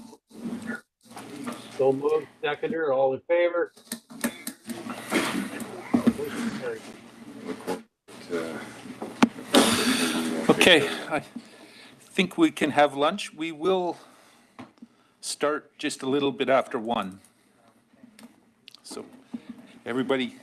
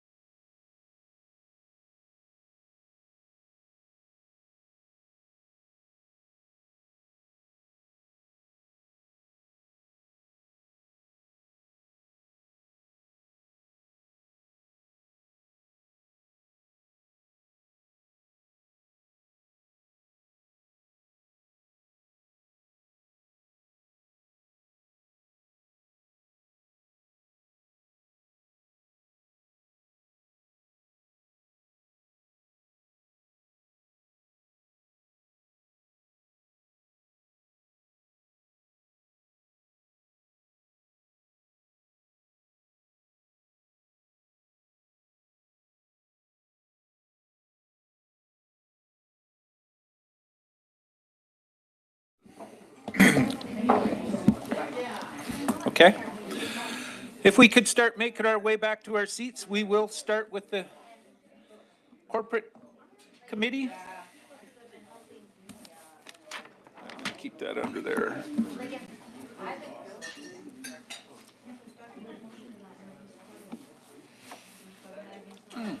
Let's get enough folks online. We're just about 2, 3, 4, 5, 6, 7, 8, 9. Oh, we'll give them a couple minutes and then they'll be sitting back down.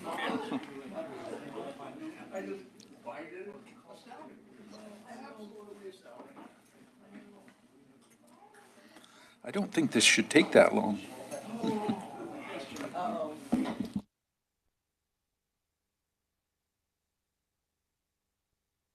I didn't think planning and development would take that long.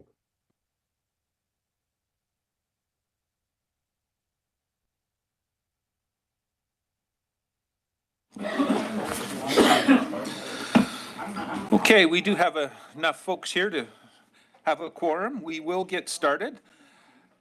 Call the Corporate Services Committee to order. We do have an agenda. Looking for a motion to approve the agenda. Moved, seconded. Thank you. All in favor? Great. Any opposed? Seeing none, the agenda is approved. The one item on it is the 2024 conference information, and I'll go to the CAO. Thank you. So this report is regarding the 2024 conferences, and it provides updated information for those conferences for UBCM. Staff's here to answer any questions. You do have the report, and it does list the results or the objectives. So if you have any questions, we can answer them. We can ask away. Not seeing any hands right off the top of my head here, so any questions in regards to the conferences that are coming up? Looks like a quote. Go ahead, Director Holmes. Just wondering why those two resolutions that Silga didn't accept, why didn't they accept them? Was there a response or rationale? So we have not received the response yet, Chair. Okay, nothing yet, so I guess we'll hear at some point, but corporate. You can answer. Go ahead, Director Bloomfield. They also rejected the City of Penticton motion based on the fact that it was specific to a certain area within Silga, namely the South Okanagan, and they wanted the motion to be broader and to cover up the whole area. And if it goes on to UBCM would want the same thing, that they'd want a motion that covers the entire province, the policies in the entire province, not specifically to one geographic area. So that's why it was bounced. Okay, go ahead, Director Conant. So the motion you made about the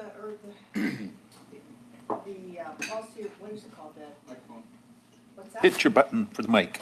I don't even know what I'm saying. So, concerning the 201, that we decided to make through the city because they didn't accept it through here. So we changed it to include forestry roads throughout the province.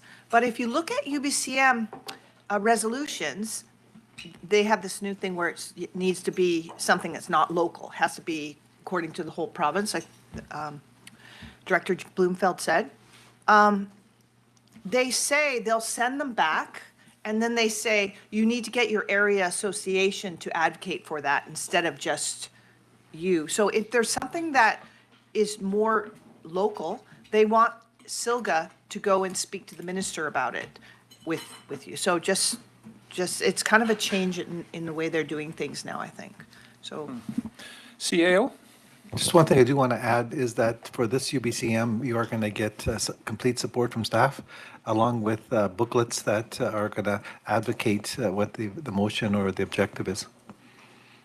Okay, that's much appreciated. Director Gettins. Thanks. I just wanted to echo what Lisa Scott was saying earlier about when she goes to her meetings and she lists out all the resolutions that have been approved that no action has been taken upon, especially around these environmental ones, because we did put one through last year about stopping the sale of invasive species.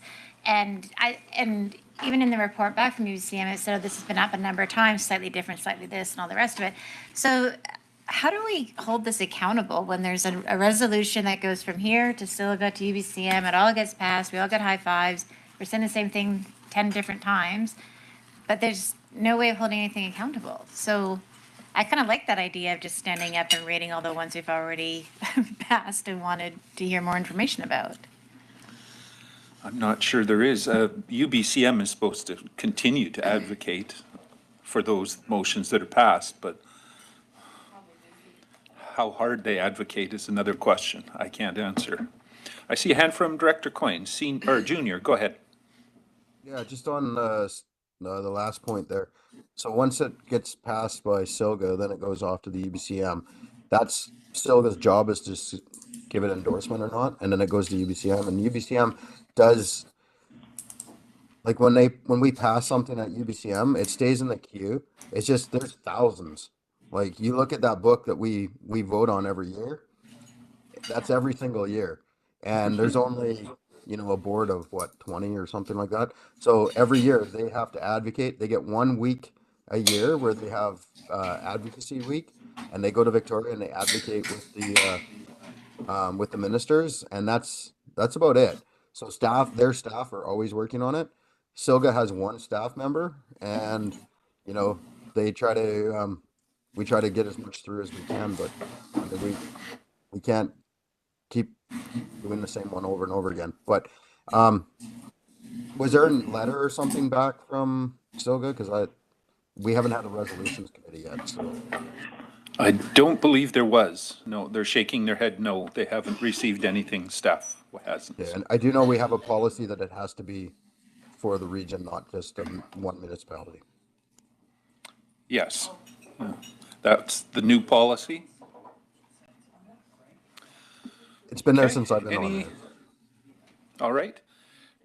Ms. Malden, go ahead. Thanks, Chair. I just wanted to add on to what the CAO had said about staff being present at UBCM. And part of that, the success of those booklets and things that we're able to leave behind is enough planning time to prepare those. Because summer is a really bad time for staff, especially when, we have EOC and all of that. And so we've attached a copy of the meeting request policy as well. And so this is just to encourage the board to think about what meetings you might like and to complete that form. That helps us really make those packages as good as possible and as soon as possible, so we're not under duress doing it at the very last minute. Sometimes those don't look as good as they could, so. All right, that's a good point. The sooner the better on filling out that form and getting the stuff in. Not seeing any other hands, so that looks like it for this. Look for a motion to adjourn. Moved, seconded, thank you. All in favor? Great. Any opposed? We are adjourned, and we've got not quite a minute here to start the next one. So. I've heard from early that UBCM's going to be, there's not going to be a lot of provincial people at UBCM. No. You're in the election, so don't expect a lot. Usually.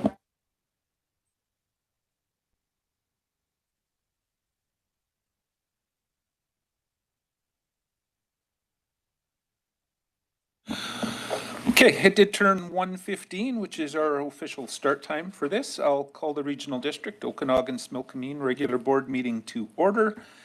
And I'll remind anybody anything off the consent agenda that you want to discuss. Now is the time to remove it and put it into the body of the agenda. Not seeing any hands there, so I will look for a motion to adopt the agenda as is. Moved, seconded, thank you. All in favor? Great. Any opposed? Motion carries. That brings me to the consent agenda, corporate. Looking for a motion for that one. Moved, seconded, thank you. All in favor? Great. Any opposed? Motion carries. That brings us over to development services. Item B1, official community plan and zoning amendment bylaw in Area C, CAO. Thank you, Chair. This application is seeking to amend the zoning of the subject property in order to allow for subdivision and parcel consolidation with the adjacent property in location of 6886 Highway 97, and the recommended motion is that Electoral Area C Official Plan Amendment Bylaw 2452.24, 2024, and the Okanagan Valley Zoning Amendment Bylaw 2800.32 be read a third time. Staff's here to answer any questions you may have. Okay, thank you. I'll go to Director Knodel. Direction on this one? So move the administrative recommendation, please. Okay, moved, seconded, thank you. Any discussion? Not seeing any hands. This one is a rural vote. I'll call the question. All in favor? Thank you. Any opposed? Motion carries. Item B2, letter of concurrence in Area H, CAO. Thank you. TELUS is requesting concurrence from the Regional District Board for the construction of a new 20-meter wooden pole communications tower with the auxiliary equipment, shelter, and fencing around its base. And the recommended motion is that the board authorize a letter of concurrence to be sent to Innovation, Science, and Economic Development Canada in relation to a proposed telecommunication tower, BC 112682, to be located at District Lot 28535. Staff's again here to answer questions. Okay, I'll go to Director Coyne Senior. Make the administrative recommendation, please. Okay, moved, seconded, thank you. Any discussion on this one? Not seeing any hands. This one is a corporate vote, so all those in favor? Thank you. Any opposed? Motion carries. B3, development variance in Area I, CAO. This application is seeking variance in order to construct an overheight retaining wall. Specifically, it is purpose is to increase the maximum height to a retaining wall from 2 meters to 4.572 meters, and the recommended motion is that the development permit, variance permit I-2024.006, to allow for the construction of a retaining wall at 272 Ponderosa Avenue be approved. Director Monteith. And through the chair, I'd like to make a motion that it goes to my APC, please. Okay, so you're moving to send it to the APC. It's seconded. Any discussion? Again, seeing no hands, and that would be a rural vote if I'm not mistaken. So I'll call the question. All those in favor?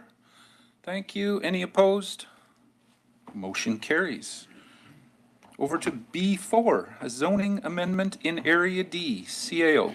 This application is seeking to amend the zoning of the subject property in order to facilitate the development of a 4-story apartment building comprising of 48 units atop a ground floor, 1-story parkade. And the recommended motion is that the Board Valley Zoning Amendment Bylaw 2800.06, 2023 be read a third time. Go to Director Taylor. Direction? Move the administrative motion. Okay, you're moving it. Seconded. Thank you. Any discussion on this one? Not seeing hands again. This one is again a rural vote. All those in favor? Thank you. Any opposed? Motion carries. B5, Electoral Area E, OCP, CAO. Thank you. Bylaw number 3010 represents a review and update of Electoral Area E Official Community Plan bylaw and is proposed to repeal and replace the current Electoral Area E OCP bylaw number 2458/2008. And the recommended motion is that the Electoral Area E Official Community Plan bylaw 3010/2023 be read a third time and adopted. Go to Director Federico. I'd like to move the administrative recommendation, please. Okay, it's moved, seconded, thank you. Discussion on this? Go ahead, Director Federico. Thank you through the chair. Just wanted to confirm with staff that because through public hearing and through other engagement, there was concerns on the 3 big items. So just want to confirm with staff that there is opportunity down the road that relooking at our growth boundaries, relooking at liquid waste management plan, as well as language around vacation rentals. Those 3 key topics are areas that we can look at in the future that possibly could cause some amendments to the OCP. Mr. Garish? Certainly, yes, that is a possibility, and we're anticipating potentially, obviously with the direction provided by the board, but the vacation rental review is likely going to result in amendments to all of the electoral area OCPs.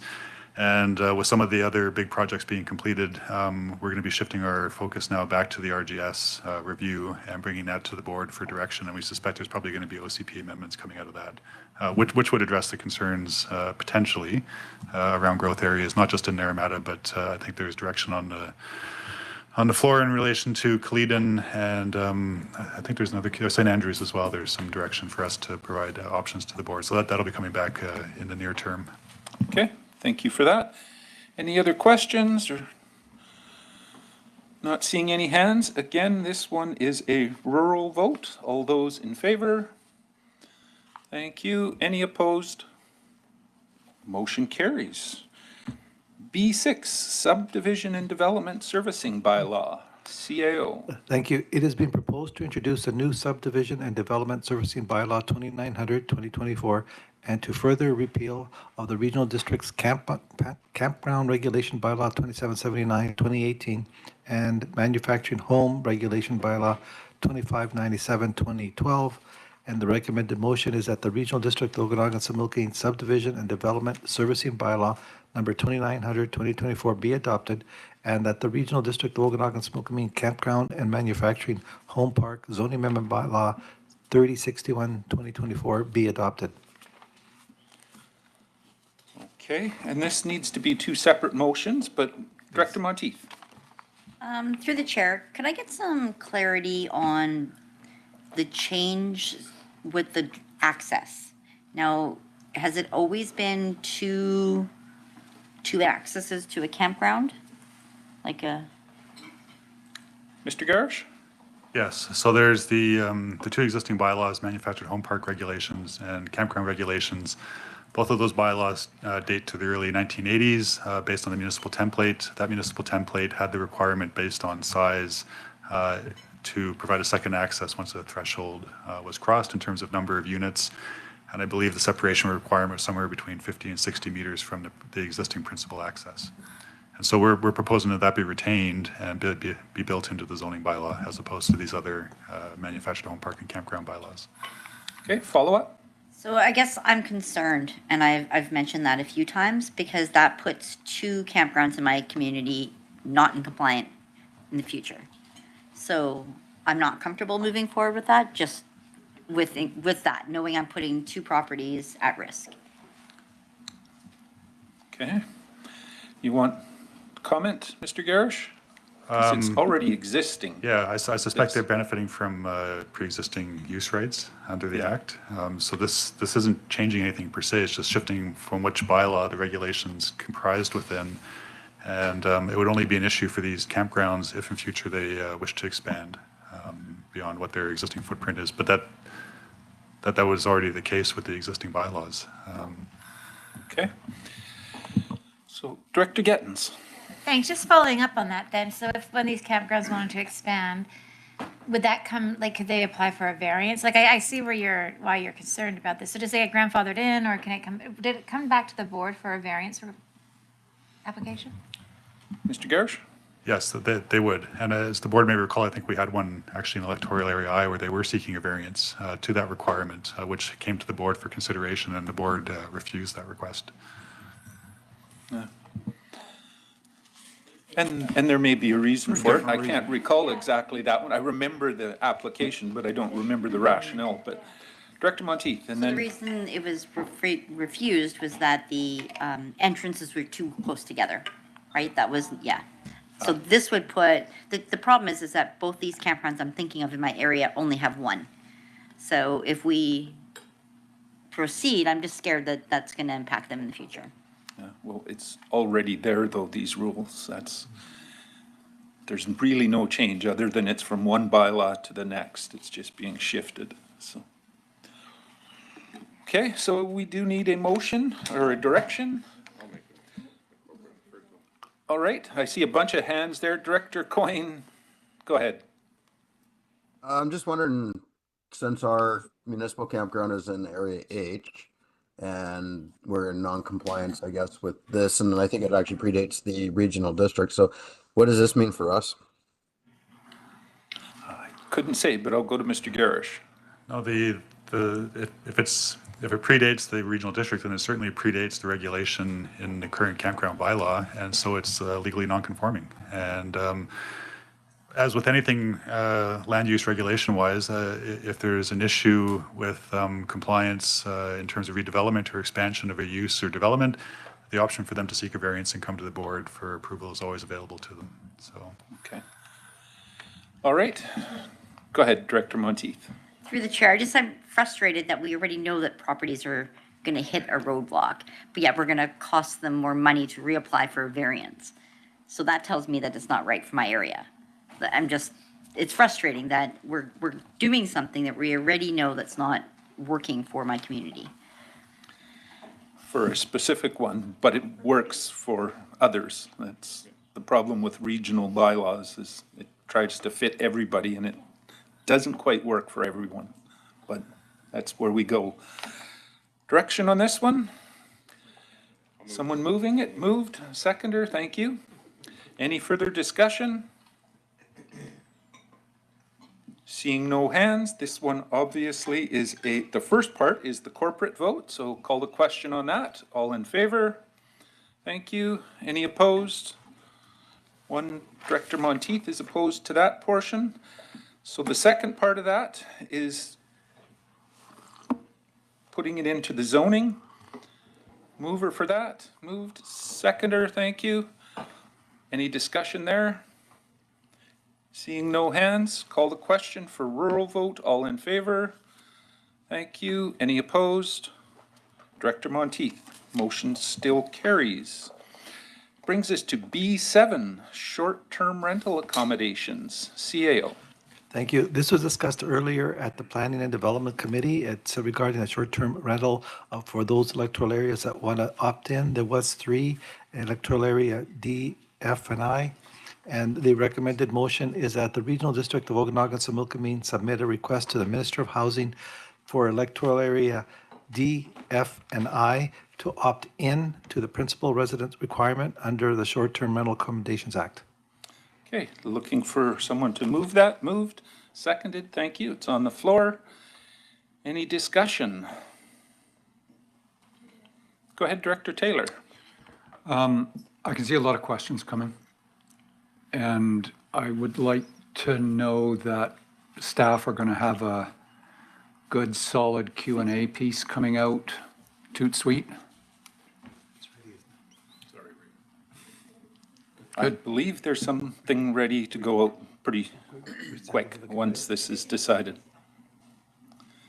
All right, any further discussion? Director Gettins. Thanks to the chair. I just wanted to say during the board meeting, sometimes I think this is confusing for citizens when we have a really good debate in the committee and then we come to the board and it looks like we made this decision without any discussion. And just for those that are watching, there was a really long conversation that we had during committee and no one is taking this vote lightly. And I just wanted to remind citizens that because people are always like, how did you make that decision so quickly? And what about all these things you said you're going to say? And then here we are wrapping it up. So just wanted to say that. That's a good point. Quite often, the bigger discussion is in committee. So that's. It's already on the floor. I'm just checking to see if there's any further discussion on it. Not seeing hands. This one is a rural vote. I'll call the question. All those in favor? Thank you. Any opposed? Motion carries. That brings us. The chime goes off. B8, the ESDP OCP amendment, CAO. Thank you. So this is a reconsideration of a motion regarding the environmental sensitive development permit, and it's in regards to correct a motion that occurred on December 21st, 2024. And the recommended motion is that the minutes of the December 21st, 2023 regular board meeting be corrected to include the motion that was moved and seconded but postponed regarding environmental sensitive development permit area official community plan amendment bylaw 29/12/2023. Okay, thank you. Someone prepared to move the correction? Moved, seconded, thank you. Any discussion on that? Director Gettins? Thanks. Just to confirm, this is just a correction and doesn't change the last outcome of the vote? Were we? Not this portion wouldn't, no. Okay, thank you. So I'm not seeing any discussion on it. I'll call the question on the correction of the minutes. All those in, oh, go ahead, Director Monteith. I'm not seeing what was incorrect. Like, what are we correcting? I'll go to Ms. Malden. So at the December 21st meeting, there was a motion to give the bylaw 2912 third reading, and then there was a motion to postpone, and that was not captured. And so when it's postponed, then of course it comes back at the meeting that it's designated to on the floor. And so because it was not captured that that was postponed, it did not come forward in the appropriate way. So in order to correct the minutes, it needs to read that that motion was postponed. Okay. Any further comments or questions on that? Go ahead, Director Wiebe.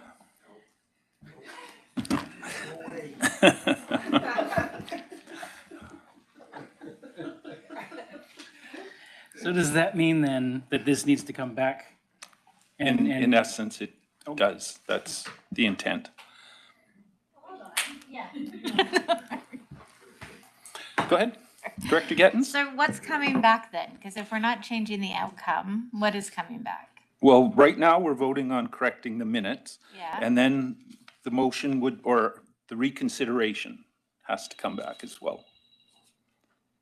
It's coming back irregardless, but The reconsideration of what?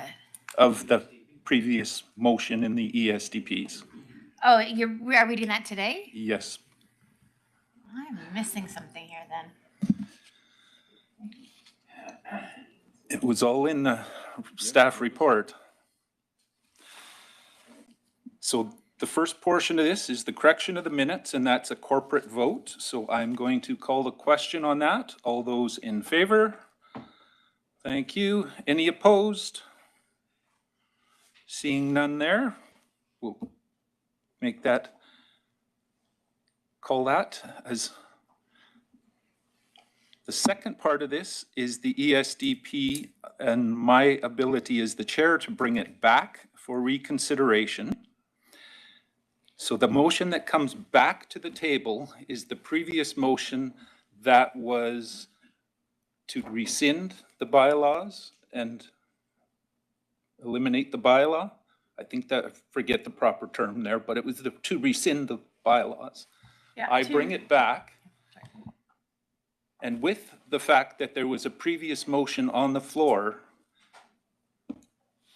the rescind the bylaws motion was made inappropriately or accepted inappropriately. So the motion that is now on the floor is for third reading of those bylaws. Can I just correct that or make sure that's correct, Ms. Mulden? So basically, the motion that was made at the meeting in February was out of order. It was out of order because we should have brought back the original one, which was sitting on the floor at third reading. So in order to clean that up, the chair has brought back for reconsideration the motion to rescind and repeal, get rid of the one that was passed at the last meeting. So, sorry, that was the March 7th meeting. So that's where we're sitting right now. So the motion on the floor at the moment is what was made on December 21st to give it third reading. The motion on the floor right now, because you brought it back for reconsideration, is the rescind and abandon. And ruling that out of order puts it back to Correct. the third reading. That's correct. Okay. Director Monteith. All right, through the chair. So I heard very loud and clear from my community, we do not want to be part of this. So that's what the challenge is that we've asked all along the way, I've asked to not be removed from this bylaw. So by bringing it back for reconsideration, like, can we not make the exact same motion? Like, we're asking to abandon that bylaw. We have to deal with the one that's on the floor, which is for third reading. If that's the way you want to do it, you can defeat that motion and move on to another one, or we can see where the vote goes. But I've got other hands. Director Coyne. Yeah, so the process now is that we had to bring this back. So if you want to defeat it, you vote to defeat it, and then you make you make a different motion after it's defeated, which would be the one that you did last time. That's the proper procedure here.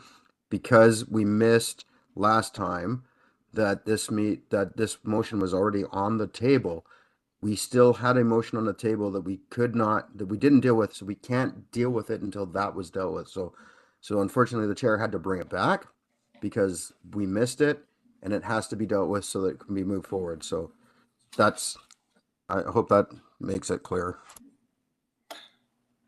Director Knodel, a hand from you. Remove the motion. It's already on the floor for third reading. It was moved to December 21st. Any further discussion on this? Director Monteith. So through the chair, I'm asking the board. We heard from community residents. Some areas did not want to be removed. We've gone through the process. We've got a lot of great information. I do believe that if some areas want to be removed, there is a proper bylaw for them, but we need to get rid of this one first. So I am asking the board to make sure that we're understanding that not all areas want to be involved in this bylaw. So consider those voices that we heard very loud and clear. Okay. Seeing no other hands. Okay, Director Taylor, tentative hand going up. Yeah, let's just clarify, what decision are we just about to make now? The motion that we would be voting on would be to give third reading to the ESDP changes in the bylaw. So that's what's on the floor at the moment. Okay.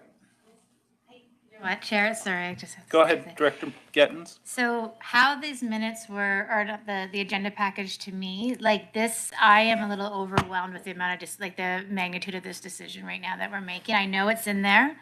I see it now.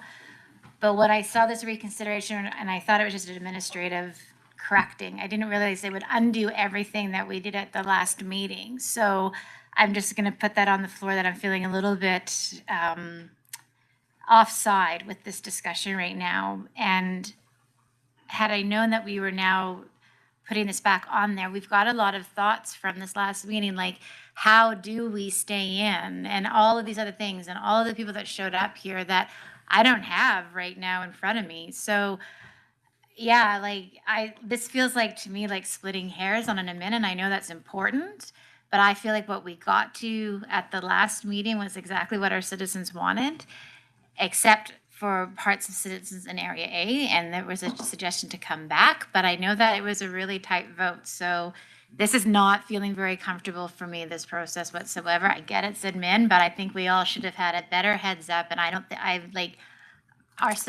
Area F citizens will be very surprised to hear this today, for sure, so I just wanted to make that as a comment, not a question. Okay. Go ahead, Director Holmes, and then Taylor. So what was the motion that that was passed that that is now null and void? It was to rescind and repeal. Okay, so, but there were two separate motions, in a way, right? I mean, technically, this motion is still on the table, right? It was never dealt with. Yes, the third reading was not The third reading was never dealt with, so it's still on the table. Correct. But why does that nullify the other motion that was brought in? It's a separate motion, so why would that null and void that other motion? Because it's a separate motion. Maybe I should ask staff to correct that, but I can take a stab at it myself. The first motion put on the floor is actually the one that takes precedence. There was an error in the minutes that didn't show that a third motion was captured in the minutes. So in order to correct that, it was myself that actually looked at the minutes to see if because I recalled there being a third reading given to this. I come here in the morning, looked at the minutes, and it was confirmed that, okay, I must have been mistaken. You look at the minutes, it says only that it was postponed. So the error was made because of the missed item in the minutes. That's why it comes back. But I'll go to Ms. Malden. Maybe she make That it sums it up clearer. pretty good. So this was the main motion, and this is really a procedural exercise at this point to make sure that the board goes back to the primary resolution. The other one was a subsidiary, does not have any effect until such time as the primary one is acknowledged and dealt with in whatever way the board chooses to.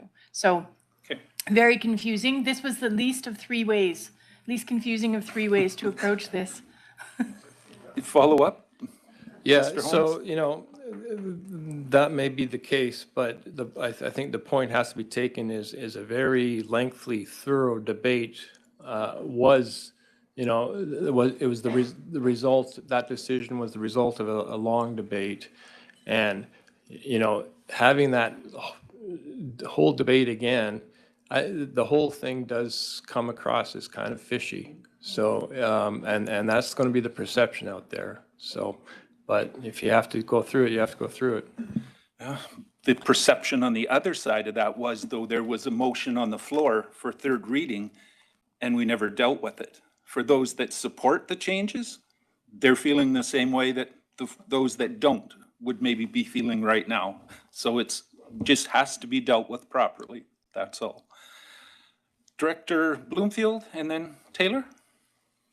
Thank you, and through the chair, maybe if the corporate officer can explain in a couple of easy steps as to what we have to do to get to the place that we thought we were at the end of the voting on the last meeting on this subject. Ms. Malden? So the motion on the floor right now is to provide third reading for this bylaw. If the board did not want to proceed down that path and get back to where they were, this would be defeated, and then the motion from the previous meeting would come forward, and that was the rescind and abandon. Okay. Director Taylor? Yeah, my preference at the moment is to just stick with the procedural side of things.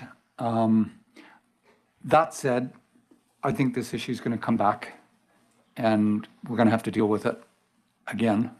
And hopefully we have some better solution. But anyway, for the now, I'm looking at sticking with the procedural side of it and getting that cleared up. Okay. Seeing no more hands, this vote is rural in this case, just to confirm. And it's for third reading of to adopt the changes. Just so everybody's clear. All those in favor? Okay. Opposed? Directors Fedrigo, Director Bush, Director Monteith, and Director Gettins. And Director Taylor? Oh, and Roberts? Okay. So that is 5 opposed, 6 opposed. So the motion is defeated. Okay. Now for direction. Director Gettins? Exactly the one that we made last time, voted on, is to abandon and rescind the bylaw. Okay, so you're moving rescind. Seconded.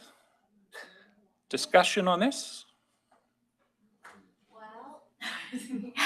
I will say something. I know I've said a lot, so I'm not going to redo it all, but I do agree that there was a really lengthy debate, and I guess that's what's feeling like is missing, is that you have all this really great debate, and you are here with an open mind, and you go back and forth, and you make a decision, and we're not going to recreate that again. So this is a tough one, but I don't need to share where I stand, but I will be voting in favor of my motion.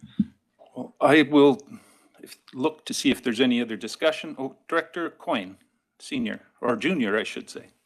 I just have a question to procedure because we just defeated the bylaw, right? That was third reading. Yeah. So that was just defeated. Does does a motion to rescind a bylaw that now has been defeated need to exist? I believe so, but I'll check with Ms. Malden. Yes, it does. The motion prior was to simply give the bylaw third reading. It still sits in some form. It at still second sits reading. at first and second, existing. Okay? So we have the motion on the floor to rescind. Again, a rural vote. Go ahead. I do just have to, and I know I don't have to remind anybody of anything, but there's no agreement for this. Like, there isn't any agreement. Our citizens don't want it. None of our partners want it. We don't have any agreement from any provincial organization, any environmental organization, or anything. So I do have to just say, like, I don't even know what else to say. I'm not prepared enough for this. When you go through all the letters, it's very swayed to one area, and I get why that area is upset with the map. It works really well, and I will just say, we've got a soil deposition bylaw in Area F right now for Greater West Bench to stop some of these things that are happening on properties that are not protected by the ESDP. So I don't know. Anyway, here we go. Okay. Director Knodel? I just thank you through the chair. I just want to make a point that your citizens may not may think one way, mine think exactly the opposite. This bylaw does absolutely no good and it attacks the wrong people. The developers are still free to play free hand with whatever they want to do. And that's just the reality of this poor piece of legislation. It costs poor people a lot of money to do simple things, and that's just wrong. So it's your citizens versus my citizens kind of thing. And I really hate it when you say this, the citizens have spoken. Your citizens have spoken for you. Keep it in your area. I'm happy with that, but leave ours alone. Thank you. Director Fedrigo, was that a hand from you? Sure. Thank you through the chair. So then how do you move forward where if there's areas that want to opt into these new ones and areas that don't, how do you find that blend that then supports residents that do want it versus those that don't? That'll be a discussion for the future if we go this route. So, seeing no more hands, I will make my last comment on it. The point has been made, there was a lot of discussion at the last meeting in regards to, well, actually before the motion to rescind was even made, there was discussion.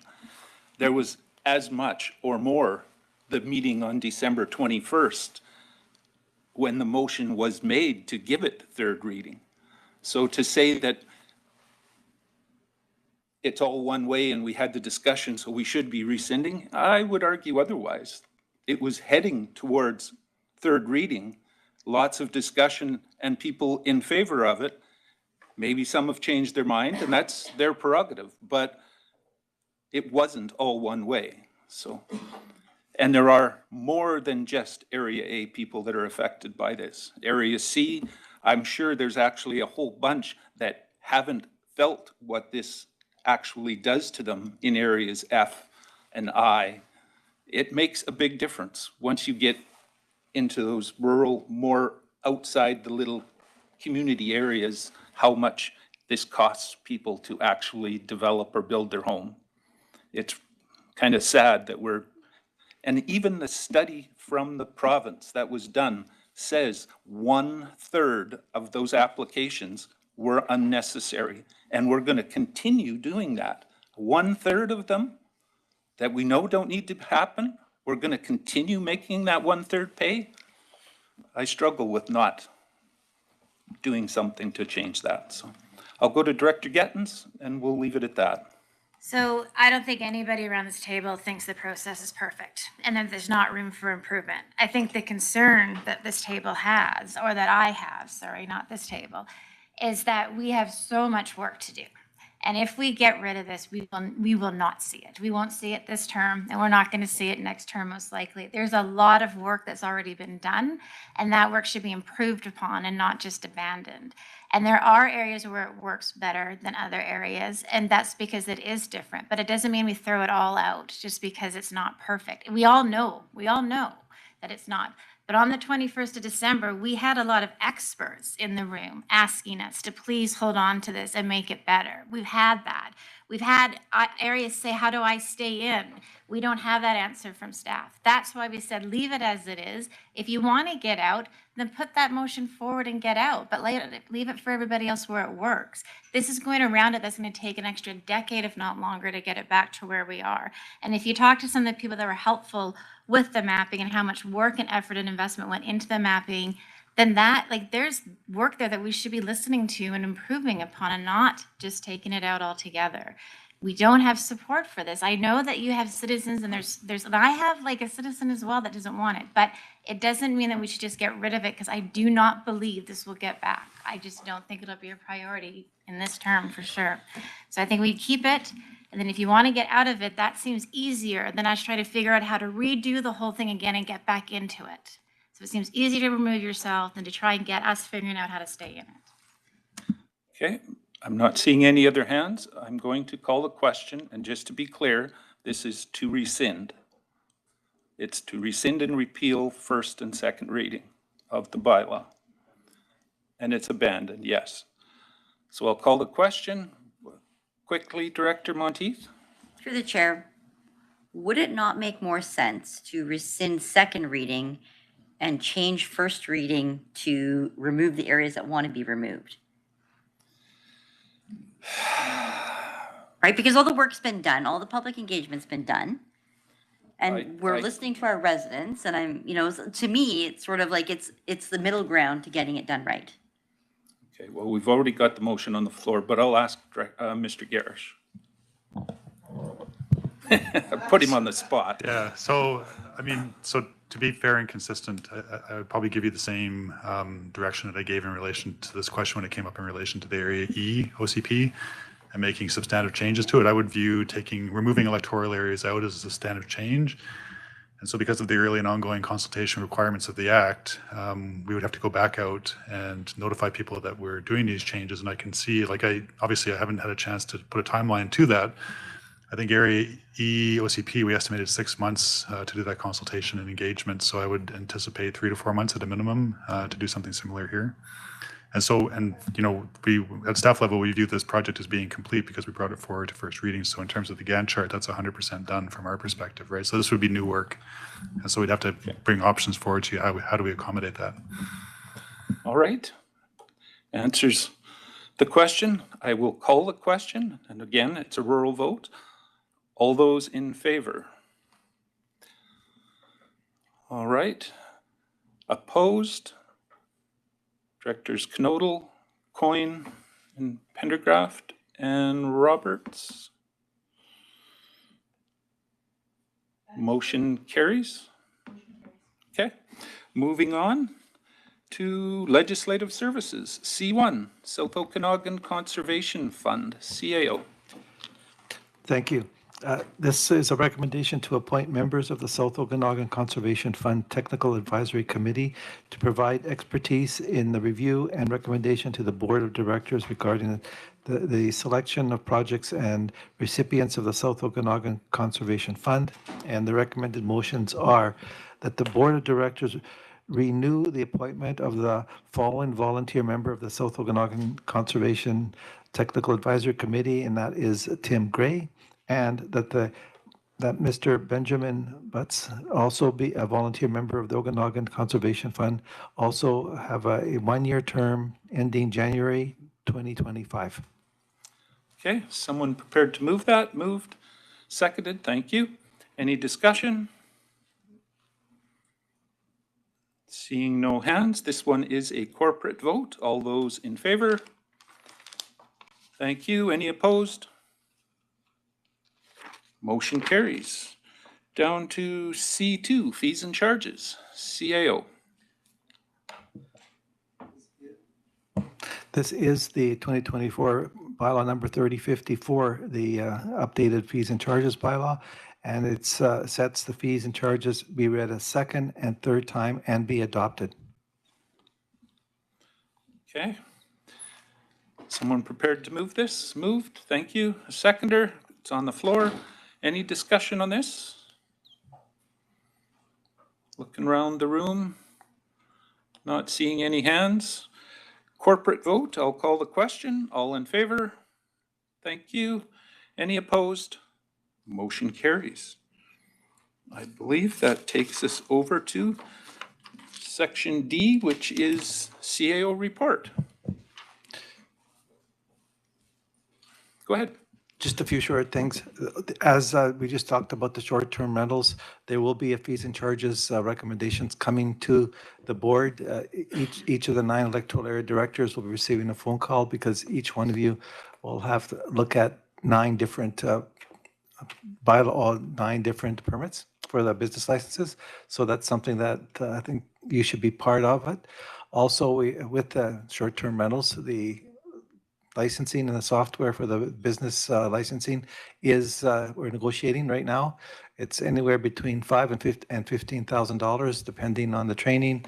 I'm telling the provider that we don't need training. We have staff that can do it, and if that goes through, it's $5,000. So that will be in a very short while uploaded and ready to go. Okay. Question? Go ahead, Director Monteith. Through the chair, I thought there was a conversation about the regional district owning the software for the business licenses already, and that we weren't utilizing it. Go ahead. Okay, at one point, that's correct, but we stopped using it, stopped paying the license, so we don't have it, so we have to buy it again. So it's if you don't continue using it, you lose it. Yeah. And that was not something we ever used, was business licenses. That is correct. That's similar to the taxing software. We have the taxing software. We're paying for the license. Although the reason we have it and we're still paying is we use it for the utility, but we do not use it for taxes. And if we do get the opportunity to be a taxing authority, that's already there. Okay. Down to the other business, the chair's report. I'm not sure that I have much to report on other than Mr. Safino and I are down in Victoria next week for MFA and the Chairs and CAOs Forum. That should be interesting. I was thinking while we're there, if that might be an opportunity, we're right next to the buildings of the government, to try to weasel in a quick meeting if possible. We are trying, but I also see it as an opportunity. Anytime I'm in Victoria for any reason, I always go and visit the BC Transit and see if there's anything we can get out of them. Okay. Go ahead. Thank you, Chair. Is that for regional district chairs only, or does it include mayors? And It's just the chairs of the regional district for this one. Yeah. and how many would it be? I believe it's pretty good turnout, usually 28, if I'm not mistaken. And the CAOs of all those regional districts are there as well. Go ahead, Director Gettins. Thanks, Chair. Is there an agenda? There is. It's online. Actually, if you look in the UBCM website under the Chairs and CAO Forum, it will be on there, what's being discussed. And the MFA one is as well, under MFA. It's the AGM for MFA. Seeing nothing there, directors' motions. Any new motions proposed by directors? Director Knodel, I see a wave. Go ahead. I have 2 names to go forward for the Oliver and District Parks and Rec Committee, and there is a certain urgency to this. The board hasn't been able to meet for some time, or the committee hasn't been able to meet, so they're way behind. So I'd like to put forward the names are Kendrick and Gaumont for membership on the Parks and Recs Committee. Okay, does Ms. Malden have those names, just out of curiosity? I do have those names. This report was pulled, it was incomplete, and then the director wants to do a notice of motion because of the urgency of it, so that's why it's here right now. I do have all the information on them. Okay, so this is just a notice of motion? I'd like to move it forward if at all possible. The Parks and Recs Committee hasn't met for some time. And I think Mayor Johansson will testify that it's critical to get them back in meeting. Okay, so you're wanting to move a motion to deal with it today? Yes, please, sir. Okay, moved, seconded. Any discussion on that? Seeing no hands, we'll call the question. Corporate, all in favor? Thank you. Any opposed? Motion carries. So the names of those two people you're putting forward again, Ms. Mulden, if you could read them for us? I actually have not got that in front of me right at the moment. I know Okay. Director Knodel does. He knows it off by heart? Okay, go ahead, Director Knodel. Mr. Kendrick and Mr. Gaumont. Mr. Kendrick and Mr. Gaumont, okay? And they're going on to the Parks and Rec. The Oliver District Parks and Recs Committee, yes. Okay, everybody's aware of what we're voting on? Call the question, all in favor? Thank you. Any opposed? Motion carries. Any other directors' motions? Seeing none. Board members' verbal updates. Anything to report from your communities? Director Taylor, you do have something. Yeah, we're mildly ecstatic. Mildly? Yeah, we do excitement. Well, we have,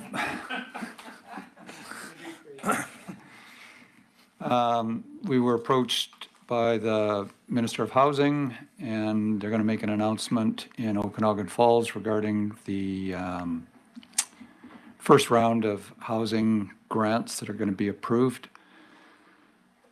Apparently, I think there's 6 of them in the neighborhood that are going to be announced from Okanagan Falls. So we're cautiously optimistic that we got lucky after 5 years and are going to be building another supported housing facility.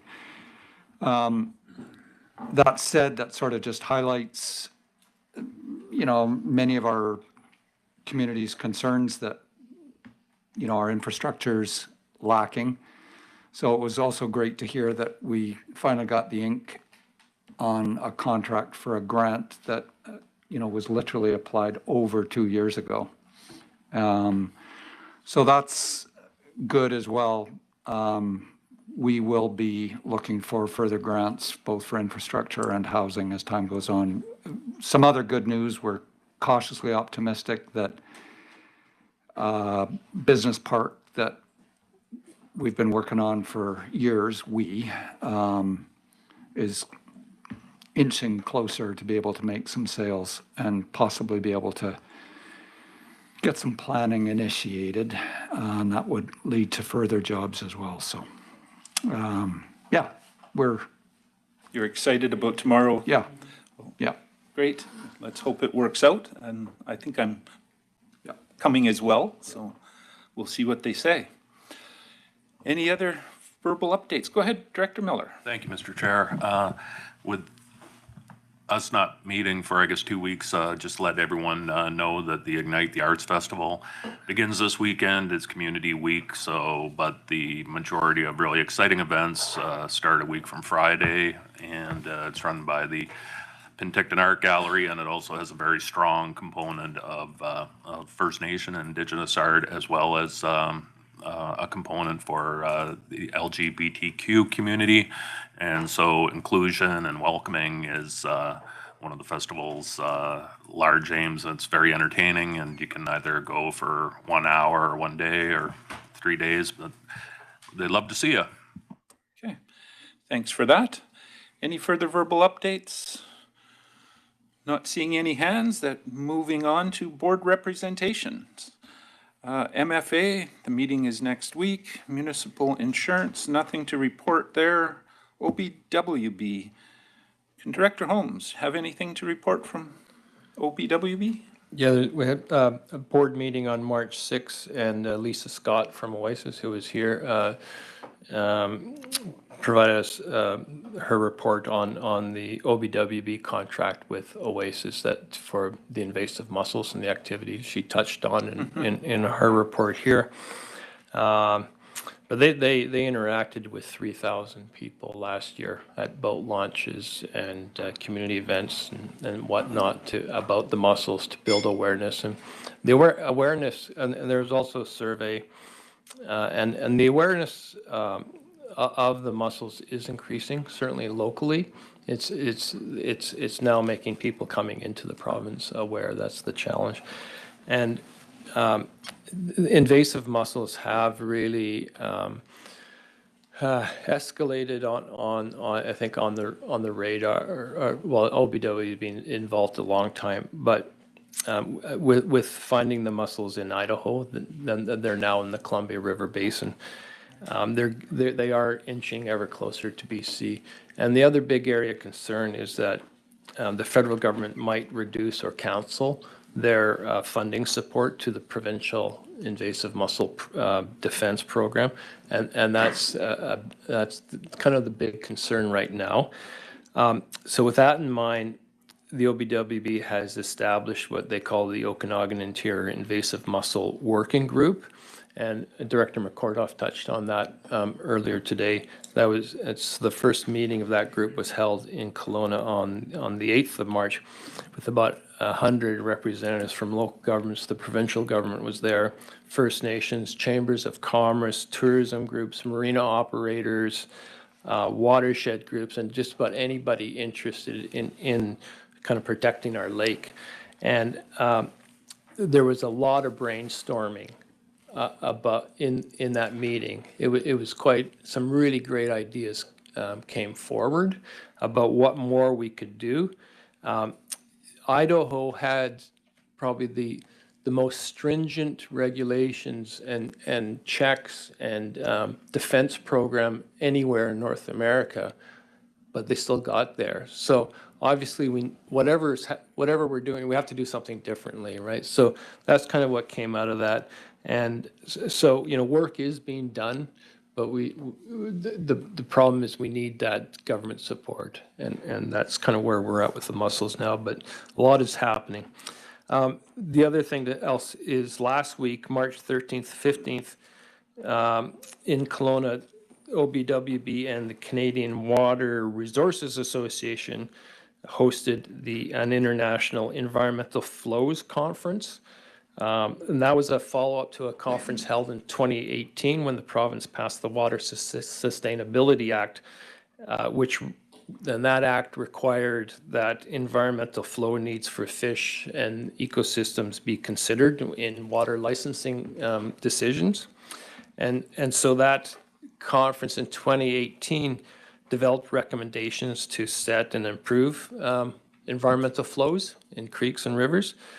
Last week's conference was about how environmental flows relate to drought, flood, and fisheries management, and it brought together 200 people from national, international organizations involved in water management or research, and so that was pretty impressive too.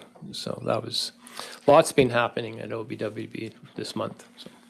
Okay, I do have one question. Has there ever been a motion put to FCM in regards to mussels? Because that could be something that, if you get FCM after the federal government, provincially, that's what UBCM does. FCM goes to the feds. Maybe we should consider that at some point. Yeah, I'm not sure. I'll bring it up at the next meeting. Okay. Thank you for the report there. Okanagan Film Commission, Director Coyne. We were unable to get quorum, so we're looking at a new date in April. Okay, thank you. Okanagan Regional Library, anything, Director Monteith? Nothing? Sterile insect? Nothing? SIMIA, Southern Interior Local or Municipal Employees Association, Director Knodels? Nothing there. Okay, thank you. Starling Control, Director Bush? Nothing? ETCBC, Director Johansson? Just probably a lot of work going on behind the scenes. I think the next meeting is June 14th to make a determination on which funding is going to come into the first The first wave. round? Yeah. Okay, thank you for that. Go ahead. Director McCordoff asked me to pass on notes on the Etsy meeting, which she gave me. She gave me some fuller notes than Okay, go ahead.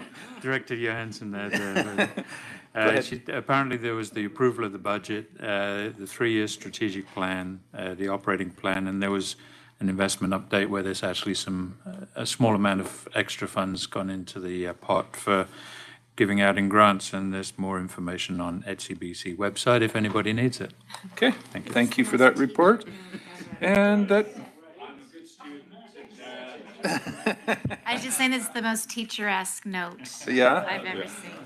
well, I guess, I think that brings us to the end of the meeting. Anybody prepared to would make a motion to adjourn? Moved, seconded, all in favor? Thank you. Any opposed? Motion carries. Thank you, everybody, for your patience.